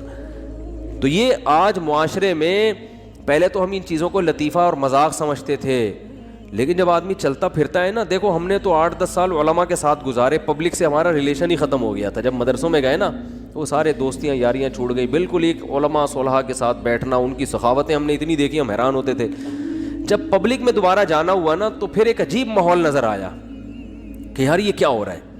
تو ہم نے ایسے لوگ بھی دیکھے دوسروں پہ خرچ نہیں کرتے, اور ایسے بھی دیکھے جو اپنی جان پہ بھی خرچ کرنے کے لیے تیار نہیں ہے. بچاؤ بچاؤ بچاؤ بچاؤ. او بھائی تو خرید لے گاڑی یار, کیا جا رہا ہے, اچھی گاڑی میں گھوم لے بھائی. تو اچھے لوگ بھی ملتے ہیں. ایک صاحب کا وزن ذرا زیادہ تھا, وہ گاڑی میں 2 سیٹیں بک کراتے تھے جب بھی بس میں جانا ہوتا نا. تو مجھے کہنے لگے یار میں تھوڑا سا بھاری ہوں تو مجھے چپک کے بیٹھنا پڑتا ہے, تو پچھلی آدھی سیٹ میں لے لیتا ہوں. ڈرائیور سے بولتا ہوں اس پہ 2-3 بندوں سے زیادہ نہیں بیٹھیں گے, میں ڈبل ٹکٹ دیا ہے. مجھے اچھا لگا. انہوں نے کہا یار سہولت کے لیے انسان پیسے کماتا ہے تو سفر تو تمیز سے گزر جائے نا. تو پیسے خرچ کرنا سیکھو اللہ کے بندو. جو کام پیسوں سے ہو سکتا ہے وہ خود نہیں کرو, ٹھیک ہے نا. جو اللہ نے اگر دیا ہے پیسہ, خود کچھ اور کر لو, پھر ٹائم بچاؤ اپنا. تو میری عادت پتہ ہے کیا ہے, میرے پاس اگر پیسے ہوتے ہیں تو میں اپنا ٹائم کو بچانے کی بڑی فکر کرتا ہوں. ابھی گاڑی پنچر تھی, پنچر بھی نہیں ہوا کم تھی, تو میں نے کسی سے کہا یار تو ڈلوا کے لے آ. میرے دل میں سوچا اس کو زیادہ پیسے دے دوں گا میں, جتنا ان کے بنتے ہیں تھوڑے سے کیا ہو جائیں گے, کہ یہ کام بھی انہیں سے لے لو یار, اپنا ٹائم میں کسی اور چیز میں لگا لو, ٹھیک ہے نا. اگر ہیں اللہ نے دی ہیں, بعض دفعہ ہوتے ہیں بعض دفعہ نہیں بھی ہوتے ہیں, آدمی خود ہی دھکا لگا کے بائک کو گھسیٹ کے لے جا رہا ہوتا ہے تو وہ بھی ٹھیک ہے. تو جب ہوں تو الگ حکم ہے, جس دن جیب میں نہیں ہے تو پھر الگ حکم ہے. تو کیا بات چل رہی تھی, ہاں, تو ہمارے حضرت کے پاس جب پیسہ آیا تو پھر حضرت شو روم میں گئے, فرمایا گاڑی چاہیے. انہوں نے کہا کون سی گاڑی ہے؟ فرمایا گاڑی دکھاؤ, گاڑی جس کو کیا کہہ سکتے ہیں, لوگ بولیں کہ یہ کیا ہے, لوگوں میں فخر کے لیے نہیں, اپنے سکون کے لیے. تو پھر حضرت نے کویت کے شہزادے سے گاڑی خریدی تھی معذرت کے ساتھ. کس سے گاڑی خریدی؟ اپنا گھر نہیں بنایا, اس لیے کہ فرمایا کہ میری عمر اب 65 سال ہو گئی, اپنا ذاتی گھر کا کیا کرنا ہے میں نے. بچے اسٹیبل ہیں, ان کے لیے بھی کوئی پراپرٹی بنانے کی ضرورت نہیں, سب اچھا ان کی جاب بھی ہو گئی تھی بچوں کی, مدینہ یونیورسٹی چلے گئے تھے, تو ضرورت ہی نہیں ہے. انہوں نے کہا کوئی ضرورت ہی نہیں ہے گھر بار بنانے کی, تو گاڑی خریدو اچھی, گاڑی کی استعمال میں آ رہی ہے. لیکن ہمارے یہاں 65 سال میں پیسہ آئے تو سب سے پہلے ٹینشن کیا ہوگی, یار آج تک ذاتی گھر نصیب نہیں ہوا, کیا ہونا چاہیے اب؟ ابے اب تو پیسہ آیا ہے, 10-15 سال رہ گئے, کھا لو یار بیٹھ کے, اچھا کھا لو. ساری ٹینشن لے کے بحریہ ٹاؤن میں مکان کی فکر میں لگا دے گا وہ. یعنی پیسہ آنے کے بعد ٹینشن ختم ہونے کے بجائے بڑھ جاتی ہے ٹینشن. تو پھر آخر میں جب بہت اللہ نے پیسہ دے دیا تو پھر حضرت نے اپنی اہلیہ کے لیے ایک فلیٹ خرید لیا تھا کہ میرے انتقال کے بعد ان کے لیے پاس کوئی کیا ہو ٹھکانہ. خود نہیں شفٹ ہوئے اس میں کہ میں جب انتقال ہو جائے گا تو یہ یہاں رہ لیں گی. وہ اللہ نے اتنا دے دیا, انہوں نے کہا چلو ایک فلیٹ ان کے لیے لے لیتے ہیں, دنیا سے جانے کے بعد ان کے پاس کیا ہوگا, ایک ٹھکانہ ہو جائے گا. تو آسان زندگیاں ان لوگوں نے گزاریں, تبھی جب بھی ان کے پاس جاؤ, جب غربت میں تو بھی خوش, پیسہ آیا تو بھی خوش, ایک جگہ بہت پیسہ ڈوب گیا تو کاروبار میں لگایا تو بھی خوش. اتنی سی کہتے ہیں نا پیشانی پہ کوئی لکیر آ جائے نا کہ اتنا, اور اس دور میں جن لوگوں نے اس کاروبار میں پیسہ لگایا تھا ان میں بہت سے ہارٹ اٹیک سے مر گئے تھے. ضیاء الحق کے دور میں الائنس کا ایک بزنس آیا تھا, کمپنی تھی, جو بڑے بوڑھے لوگ ہیں ان سے پوچھیں آپ, اسلامی مزاربت کے نام سے شروع کیا انہوں نے, اور لوگوں کے لاکھوں کروڑوں روپے ڈوب گئے تھے, بہت سے لوگ ہارٹ اٹیک سے مر گئے. حضرت نے ان کا نام شہدائے الائنس رکھ دیا. فرمایا یہ اچھی شہادت نہیں ہے. اللہ پوچھے گا کیوں جان دی؟ اے اللہ اس پیسے کے پیچھے ٹینشن بہت. تو اللہ کہے گا کم بخت مسافر خانہ تھا, 2 روٹی صبح تجھے ملتی تھی, 2 روٹی, اور ان کو تو مالداروں کو تو جن کے پیسے اتنے ڈوب رہے ہیں تو اور زیادہ لگژری لائف اسٹائل ہوتا ہے, تو زیادہ سے زیادہ گھر بک جائے گا تو کرائے پہ رہ لے. ارے W11 میں سیٹ نہ ملے تو لٹک کے سفر کر لو یار, کیا جا رہا ہے, سفر ہی ہے نا, آگے اسٹیشن پہ آگے اڈے پہ اتر جانا ہے. اب آپ کو چونکہ سیٹ نہیں ملی, اب آپ گئے ڈرائیور کے پاس, بولے ابے مجھے بس کے نیچے دے کے مار دے یا گولی سے ماروں گا. مسافر خانہ ہے میرے بھائی, بیٹھنے کی جگہ مل جائے بہت اچھا, نہیں تو لٹک کے. دیکھو سفر سمجھتے ہیں نا, تو انگوٹھا ٹکانے کی جگہ مل جائے نا, اس پہ بھی لوگ سفر کر لیتے ہیں. کنڈکٹر سے بول لیتے ہیں تو بس ہٹ جا تھوڑا سا, اتنا سا پاؤں ٹکانے کی جگہ مل جائے بھائی, اگلے اڈے پہ اترنا ہے. ہمارے ساتھ تو ایسا, ہم تو جب آج کل تو میں تھوڑا مشہور ہو گیا ہوں تو کہیں جا نہیں سکتا ایسے, ورنہ W11 کا جو مزہ ہے وہ اب اللہ جنت میں لے جائے تو W11 میں سفر ضرور کریں گے وہاں پہ. اب تھوڑا مشہور ہو گئے تو وہ سب پہچان جاتے ہیں, پھر ایک بڑا مسئلہ ہو جاتا ہے. تو ورنہ ہم نے تو بہت دفعہ ایسے سفر کیا ہے. جا رہے ہیں تو چلو جی سیٹ پہ جگہ مل گئی ٹھیک ہے, نہیں تو پائیدان پہ لٹک کے, نہیں تو پیچھے کھڑے ہو جاؤ, بس چھت پہ بیٹھ جاؤ, انجوائے کرو. ٹھیک ہے, کیسا مزہ آ رہا تھا چھت پہ بیٹھے ہوئے جا رہے ہیں. تو کہاں سے کہاں بات چلی گئی. تو جو میں یہ پورا واقعہ اس پہ سنا رہا تھا, ہمارے حضرت کیوں اپنے آپ کو اتنا مالدار سمجھتے تھے, کیوں سمجھتے تھے؟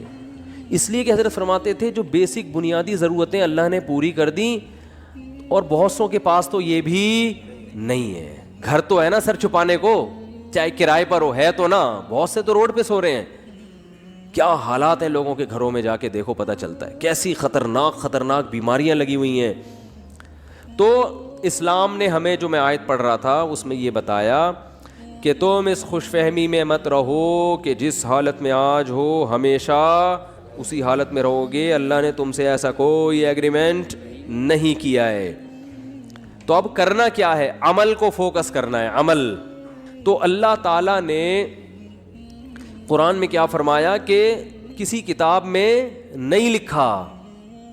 ہاں, تو اب مسئلہ یہ ہے کہ جس خوشی میں انسان ہوتا ہے اس میں اللہ کو بھول جاتا ہے وہ. تو اسی خوشی میں اللہ کو یاد رکھنا ہے. اس کا فائدہ یہ ہوگا کہ جب کوئی ٹینشن کا معاملہ آئے گا تو پھر اللہ آپ کو یاد رکھے گا. کیسے یاد رکھے گا؟ یا تو وہ ٹینشن دور کر دے گا, یا اس ٹینشن میں اللہ آپ کو صبر کی توفیق دے گا, حوصلہ دے دے گا اللہ آپ کو. خودکشی کے خیالات نہیں آئیں گے آپ کے دل میں. پیغمبروں کی سیرت اٹھا کے دیکھیں, کیسے کیسے غموں میں زندگی گزری, مگر ان غموں میں بھی انہوں نے ڈپریشن کی گولیاں بولو نہیں کھائی ہیں. ہمیشہ ان کی زبان سے اچھے الفاظ نکل رہے ہیں. اعلم من اللہ ما لا تعلمون, میں اللہ کے بارے میں وہ کچھ جانتا ہوں جو تم نہیں جانتے. یعقوب علیہ السلام کہہ رہے ہیں. ایوب علیہ السلام نے بیماری میں ایسا صبر کر کے دکھایا, اللہ فرماتے ہیں نعم العبد, کیا خوب بندہ تھا, کتنے خوش قسمت کہ اللہ آخری کتاب میں آیتیں نازل کر رہا ہے کہ ایوب کیا خوب بندہ تھا, کیا خوب بندہ تھا. دیکھو ایوب علیہ السلام بیماریوں میں, اگر بیماریوں میں زندگی نہ گزری ہوتی تو اتنے خوبصورت الفاظ ان کے لیے آخری کتاب میں نازل ہوتے. فرض کر لو صحت میں زندگی گزر گئی ہوتی تو گزر تو گئی نا, ختم. اب بیماری میں گزری ہو یا صحت میں, جو چیز جو پاسٹ بن گیا وہ اچھا ہو برا ہو, اب اس سے انسان کو کوئی سروکار نہیں ہوتا. جو گزر گئی ختم. تو صحت میں زندگی گزرتی اتنا انعام نہ ملتا. اللہ فرماتے ہیں نعم العبد, کیا خوب بندہ تھا. اور اللہ نے ایوب علیہ السلام کی زوجہ کی بھی تعریف کی بہت زیادہ. ایوب علیہ السلام جب بہت شدید بیمار تھے نا, تو عام طور پر کیا ہوتا ہے, بیگم صاحبہ خدمت کرتی ہے, میرے میاں کیا ہو گئے, بیمار ہو گئے, کوئی بات نہیں, 1 دن خدمت, 2 دن خدمت, اس کے بعد کہے گی بھائی جان چھڑاؤ, میری کیا ہو گئی ہے, بولو نا, شادی ہو گئی ہے. آج کل مارکیٹ میں جو میرا بیان خواتین سن رہی ہیں ان کے علاوہ کی بات کر رہا ہوں, ان کے ساتھ یہی مسئلہ ہو رہا ہے کہ میاں بے روزگار ہو گیا, بیمار ہو گیا, تو اب بھائی جب شریک حیات کا مطلب کیا ہوتا ہے, زندگی بھر آپ کے ساتھ شریک. نکاح میں اور زنا میں تو یہی فرق ہے نا بنیادی. شریک حیات کا مطلب یہ ہے کیا خوشی اور غم میں آپ کے ساتھ, آپ بھی اس کے ساتھ. دیکھو شادی سے پہلے کوئی فالٹ سامنے آ گیا, نہیں کرو شادی, آپ کو اختیار ہے. جو فالٹ شادی کے بعد پیدا ہو رہا ہے وہ تو پھر آپ کی قسمت ہے نا. ارے عورت کی شادی ہوئی میاں سے, اگلے دن ایکسیڈنٹ ہوا, لنگڑا ہو گیا, تو اب ہو گیا, وہ قسمت ہے, برداشت کرو, کیا خیال ہے, ٹھیک ہے نا. آپ یار سمجھ میں نہیں آ رہی بات. دیکھو ایک آدمی نے نکاح کا پیغام بھیجا, پہلے سے پاؤں سے معذور تھا, تو عورت لڑکی والوں نے اس بیس پہ ریجیکٹ کر دیا. ان کا حق ہے, کر سکتے ہیں, لیکن بالکل صحیح فٹ فاٹ رخصتی بھی ہو گئی. اگلے دن خوشی میں بائک ملیاں لگاتا ہوا جا رہا ہے کہ میری شادی ہو گئی اور رخصتی بھی ہو گئی. ہو سکتا ہے گرے, ٹانگ کی ہڈی ٹوٹ گئی. اب یہ تھوڑی کہ عورت کھلا لے کے بھاگ جائے کہ میری تو لنگڑے سے شادی ہوئی ہے. شادی ہو کے لنگڑا ہوا ہے, لنگڑے سے شادی نہیں ہوئی. اس طرح آپ کی شادی ہوئی, پہلے سے پتہ چلا بیگم کے ساتھ یہ مسائل ہیں, نہ کرو شادی بھیا. آپ کس نے کہا ہے صحیح تھی, نکاح کے بعد بیماری ہو گئی, ٹھیک ہے نا, کوئی مسئلہ کھڑا ہو گیا, تو اب عزت دار آدمی اس بیس پہ ڈیورس نہیں دیتا, بلکہ دعائیں کراتا ہے. مولوی صاحب میری زوجہ کے لیے دعا کریں, اللہ صحت عطا فرمائے. اولاد نہیں ہو رہی, دعا کریں اللہ صحت عطا فرمائے, ٹھیک ہے نا. زبان میں لکنت پیدا ہو گئی ہے, دعا کریں اللہ. تو میں تو ان کو کہتا ہوں اگر لکنت پیدا ہو گئی ہے تو بڑا فائدہ ہے تمہارا, کیونکہ جتنی دیر میں وہ برا بلا کہے گی نا, اتنی دیر میں آپ کام نمٹا کے آ جاؤ سارے, ٹھیک ہے. وہ ابھی اسٹارٹ لے گی آپ کو سمجھانا, اتنی دیر میں آپ کیا کرو, ذہن تیار کر کے آ جاؤ کہ یہ الٹا سیدھا بولنے والی ہے, تو برداشت کرنا ہے. تو وہ اچھا اس پہ بھی 1-2-3 چٹکلیں, لیکن وہ زیادہ ہو جائیں گے. تو اب مسئلہ یہ ہے کہ عزت دار آدمی کیا کرے گا, اس کو اپنی قسمت سمجھ کے برداشت. ہاں اختیاری فالٹ ہے تو ایک الگ بات ہے نا, قدرتی فالٹ نہیں ہوا بلکہ اپنے اختیار سے کچھ غلط کر رہی ہو تو ایک الگ بات ہے. بھئی یہ تو قدرت کی طرف سے اس کی ٹانگ ٹوٹ گئی, اس کو لکوا ہو گیا, اس کو فالج ہو گیا, تو آج تک یہی ہوتا آ رہا ہے. ہم نے دیکھا ہے بیوی کو فالج ہو گیا تو مرد اب اس کو رکھ رہا ہے, بھائی اس کی خدمت کر رہا ہے, علاج کر رہا ہے, لوگوں سے دعا کروا رہا ہے, یار میری بیگم کے لیے دعا کرو. ایسے موقع پہ عزت دار آدمی طلاق نہیں دیتا, وہ کہتا ہے بھائی اب برداشت کرو یار, میری قسمت ہے. تو عورت بھی برداشت کرتی تھی پہلے زمانے میں, آدمی بھی برداشت کرتا تھا. اب دونوں نے برداشت کرنا چھوڑ دیا ہے. کیوں؟ دنیا ہی کو اصل بنا لیا ہے. سارے مزے کہاں اڑانے ہیں؟ دنیا میں. اب دنیا کو ہی اصل بنا لیا ہے, تو اب بس ہر چیز کیا ہونی چاہیے؟ پرفیکٹ, ایک دم موقع کی رپورٹ ہونی چاہیے ہر معاملے میں. تو یہ تو بھائی گوروں کا نظریہ ہے, یہ مسلمان کا نہیں ہے. تو میں ایوب علیہ السلام کا بتا رہا تھا کہ وہ شدید بیماری میں, وہ بیماری کیا تھی اس کا تفسیر میں کوئی ذکر نہیں ملتا نہ حدیث میں, بس کوئی بہت سخت بیماری تھی جس میں بہت طویل عرصے مبتلا رہے ہیں. تو اللہ نے ان کی زوجہ کا بھی خیال کیا. ان کی زوجہ نے اپنے میاں کی کئی سال خدمت کی ہے, کئی سال خدمت کی ہے. تو اب کیا ہوا کہ ایک دن خدمت میں تھوڑی سی کوتاہی ہوئی تو حضرت ایوب علیہ السلام کو غصہ آ گیا, اور انہوں نے کہا کہ میں اگر ٹھیک ہو گیا نا میں تجھے 100 ڈنڈے ماروں گا. صحیح ہے نا, کیونکہ بیمار آدمی چڑچڑا ہو جاتا ہے نا, تھوڑا سا اس میں برداشت کم ہو جاتی ہے. اب بیچاری بیوی اتنی خدمت کر رہی ہے لیکن تھوڑی سی کوتاہی ہوئی تو ان کو غصہ آ گیا. انہوں نے کہا کہ اللہ کی قسم میں ٹھیک ہو گیا تو 100 ڈنڈے ماروں گا. تو اللہ نے ٹھیک کر دیا. اب پیغمبر پریشان کہ اتنی نیک بیوی جس نے اتنی خدمت کی, وہ کہ اس کو 100 ڈنڈے ماروں گا, تو بولے کہ ٹھیک نہ ہوتے تو ہی اچھا تھا بھائی, ٹھیک ہے نا. تو قرآن کے الفاظ دیکھو, خذ بیدک ضغثا فاضرب به ولا تحنث. اے پیغمبر آپ قسم بھی نہیں توڑ سکتے, آپ تو پیغمبر ہیں, اور بیوی اتنی نیک ہے اس کو مارنے کی اجازت نہیں ہے, اس کو آپ نے 100 ڈنڈے نہیں مارنے. اب قسم پوری کرنے کے لیے ایک جھاڑو لیں جس میں 100 تنکے وہ ایک ہی دفعہ لگا دیں بس. ویسے تو ایک یوں کر کے بھی لگانا بھی وہ ہے, لیکن جب بیوی کو پتہ چلے گا اللہ نے میرے لیے میرے میاں کو یہ ہیلا بتایا ہے, تو یہ جھاڑو لگانا یہ عزت دی جا رہی ہے. یہ کس کی طرف سے ہیلا بتایا جا رہا ہے؟ بولو بھائی, اللہ کی طرف سے. آج بہت سے لوگ کہتے ہیں قرآن و حدیث میں ہیلے بالکل بھی نہیں ہے, مولوی نے. بھائی ہیلوں کی بھی 2 قسمیں ہوتی ہیں, ایک جائز ہیلے اور ایک ناجائز ہیلے. ایک صاحب ٹی وی میں آ رہے تھے رمضان میں, وہ کہہ رہے تھے مولویوں نے ہیلے ویلے بہت نکالے ہوئے ہیں, ہر چیز کے ادھر سے ہیلا ادھر سے ہیلا, اور یہ سب بنی اسرائیل نے بھی ہیلے کر کے مچھلیاں پکڑی ہیں. تو میں نے کہا یار میں ان کے سامنے بیٹھا ہوتا تو میں کہتا آپ کو بنی اسرائیل کے ہیلے تو ذہن میں آ رہے ہیں, جو اللہ نے خود ایوب علیہ السلام کو ہیلے بتائے. اس لیے دین فقہا سے سیکھو. یہ جو نئے نئے